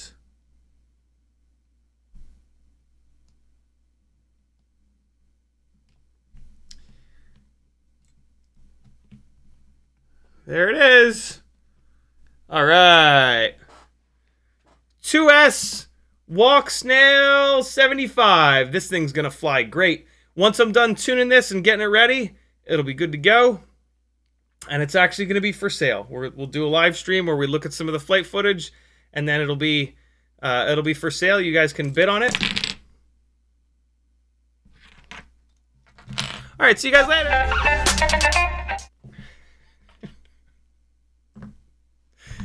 You guys have seen me build some shit. Oh! UART says, reminds me of bot grinders whoop builds. Oh, dude. Low blow. Undeserved low blow. That's harsh, man. That's harsh. Yeah, my mail just refused. Oh, it just bombed. Mail just quit. Maybe it needed to quit so that it would be able to work now. Here, ready? Nope, it's just forever searching. Okay. Thanks for nothing, you idiots. Oh wow, it just bombed again. Way to go, Crapple. All right, I'll do it the old man way. Off Axis, welcome back to the Patreon. Thank you for the very generous Patreon tier that you joined. Ooh, Vidmantis. I'm not gonna try that last name, but I'm pretty sure I'm not massacring your first name. Vidmantis, thank you for joining the Patreon, my friend. Welcome to the Gangly Gang. Much appreciated on the support. And I know there's at least 2 more. Sneaky Squid FPV, thank you for the support, man. Welcome to the Patreon. Welcome to the Gangly Gang. And then there's one more. Come on. I know there's one more. Oh my god. Oh my god. For the second time now. So I've stopped using Amazon because the company is run by a fucking monster. I'm using eBay for as much as I possibly can. I pay more on eBay, and I usually wait longer for it to show up. Twice in a row now, when I bought these reader glasses because I'm going blind, and when I bought a new nozzle for the 3D printer, the fucking assholes on eBay just placed an order on Amazon and put my address in. And I've left bad feedback for both of them because, like, no, assholes, I spent more money on this. I specifically chose someone. Whenever I buy something on eBay, I sort by nearest, closest, right? That saves the most fossil fuels as possible, right? Don't buy something from California and have them drive it all the way across the country if you can buy something from 20 miles away. And both times I paid more because I'm trying to be a good human being. And fucking twice in a row now, an Amazon truck rolls up, and like the second time it happened here, Maggie was walking by. I was like, "Did you order something from Amazon? I thought we weren't doing that anymore." And I like subtly, like, didn't really blame her, but like I gave her a little shit, and she grabbed it and she's like, "It's for you, you jerk, see?" And I'm like, "What?" So yeah, what the hell, man? Come on now. Last but not least, Benjamin K. Wait, no. You're already on here. That's you posting a comment. There it is. Richard, I'm not going to wreck your last name. Richard P., you know who you are. Thank you for joining the gang again. Thank you for the support over on Patreon. Much appreciated, my friend. There we go. Oh, no, Levster. Oh, my God, there's a bunch. I'm so sorry, guys. Levster, welcome, I believe, back to the Gangly Gang. Jonathan Schutz, welcome to the gang. And Brian Kirk, there's a whole bunch. I stacked a whole bunch of these up and then I missed them. Oh no, that's from PayPal. That's for the the Wandering Whoop. I posted on the Discord the other day. For patrons, one of the other perks of joining the Patreon is I can send you the I can send you the Wandering Whoop. This is a lightweight Air 65 build. If you have not flown a lightweight 65mm build, I think this thing is like 17.1 grams. I will send you the Wandering Whoop. You can borrow it for a little bit, and then you send it to the next person so that as many of you as possible can fly super lightweight, pretty powerful 65mm tiny whoops to see if it works in your space where you fly, to see if you like it. Maybe you've got a heavy whoop and you don't know if it's worth it to shave the weight down. I don't care. It's a prototype that they sent me. I don't want it just sitting on the shelf collecting dust, so I've sent it out to a bunch of you guys. The Wandering Whoop is on its way back out the door. I hate to just send it to one person, though. I like to send it to the first person with a bunch of different labels in there. And I number the labels. And so you get it, the label number 2, you smack it on the outside of the box when you're done. It goes to the second person, number 3, third person, boom, boom, boom, boom, boom. The last label is coming back to me. Yeah, there you go. The Wandering Whoop is on its way out. Message me on Discord if you want to be on the list. It's free. It's not free. You got to buy something on my Etsy store because everything on my Etsy store is at least $5, and that's what I pay for the shipping. So you buy something from my Etsy store, and then you kind of get something for free, and you get on the list for the Wandering Whoop. Spaceman Spiff, welcome to the gangliest of all the gangs in all the land. And then Robert Rybicki, welcome to the gang. Welcome to the collective. Thank you guys all for jumping on the Patreon. It makes a huge difference. Patrick Clark as well. Jesus, there's a whole bunch of these that stacked up. Patrick Clark, thank you for the extremely generous tier that you joined on Patreon. Very, very cool of you. There we go. I think I'm caught up now. Jesus. Whoop Fox says, damn, if I could build that fast, I could do more full speed power loops. Calvin says, absolutely a bang good Whoop build. You can have, if you said, not being mean, it was just funny. No, absolutely. Brandon says above, lagging this whole stream, watching in 2x to catch up. Nice quick build. Cheers. And Kevin Sumner with the last comment of the live stream, he says, reminds me of drop shippers on Amazon. I know, right? There's people on eBay using Amazon as their drop ship, and then the Amazon people are drop shipping from somebody else. It sucks so bad. Whoop Fox, actually, with the last comment of the live stream, I don't know if I'm the only one who does this, but if you ever go take a prop off of a T-mount, crack it loose, then crank it around like a crank handle, it works great and fast. Don't do that. If you spin a propeller, if you're holding the bell of a motor and you start spinning the propeller, that's a really good way to slip the motor shaft. The motor shafts are not very strong in that rotational direction. You always want to try to pull props straight up and off. That's where they're strongest. You've got your motor shaft, you've got your bell, and on the bottom of the motor shaft here, down by my index fingernail, there's a C-clip. And so if you pull up really hard on the propeller, it's pulling that C-clip up into a stop. And so it's much stronger in that direction. I used to do the same thing. I used to spin all of my propellers to take them off. And now that I've stopped doing that, I've noticed that I slip less motor shafts.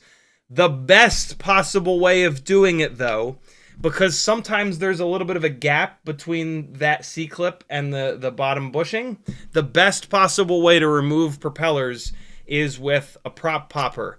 Because what this does is the fork pulls up on the bottom of the propeller, the pin pushes down on the motor shaft itself. So the prop poppers are the only totally safe way to remove propellers, because they're pushing down on the motor shaft and pushing up on the propeller, and that puts no stress on the joint between the bell and the motor shaft.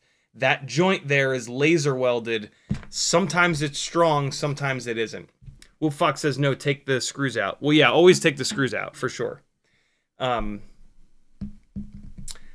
So yeah, always remember that. Just all you have to think of is that the motor shaft and the bell, they are laser welded together. That laser weld is not very strong. So just whenever you're about to take a prop off, just look at it and be like, okay, how can I put the least stress between the motor bell and the prop shaft?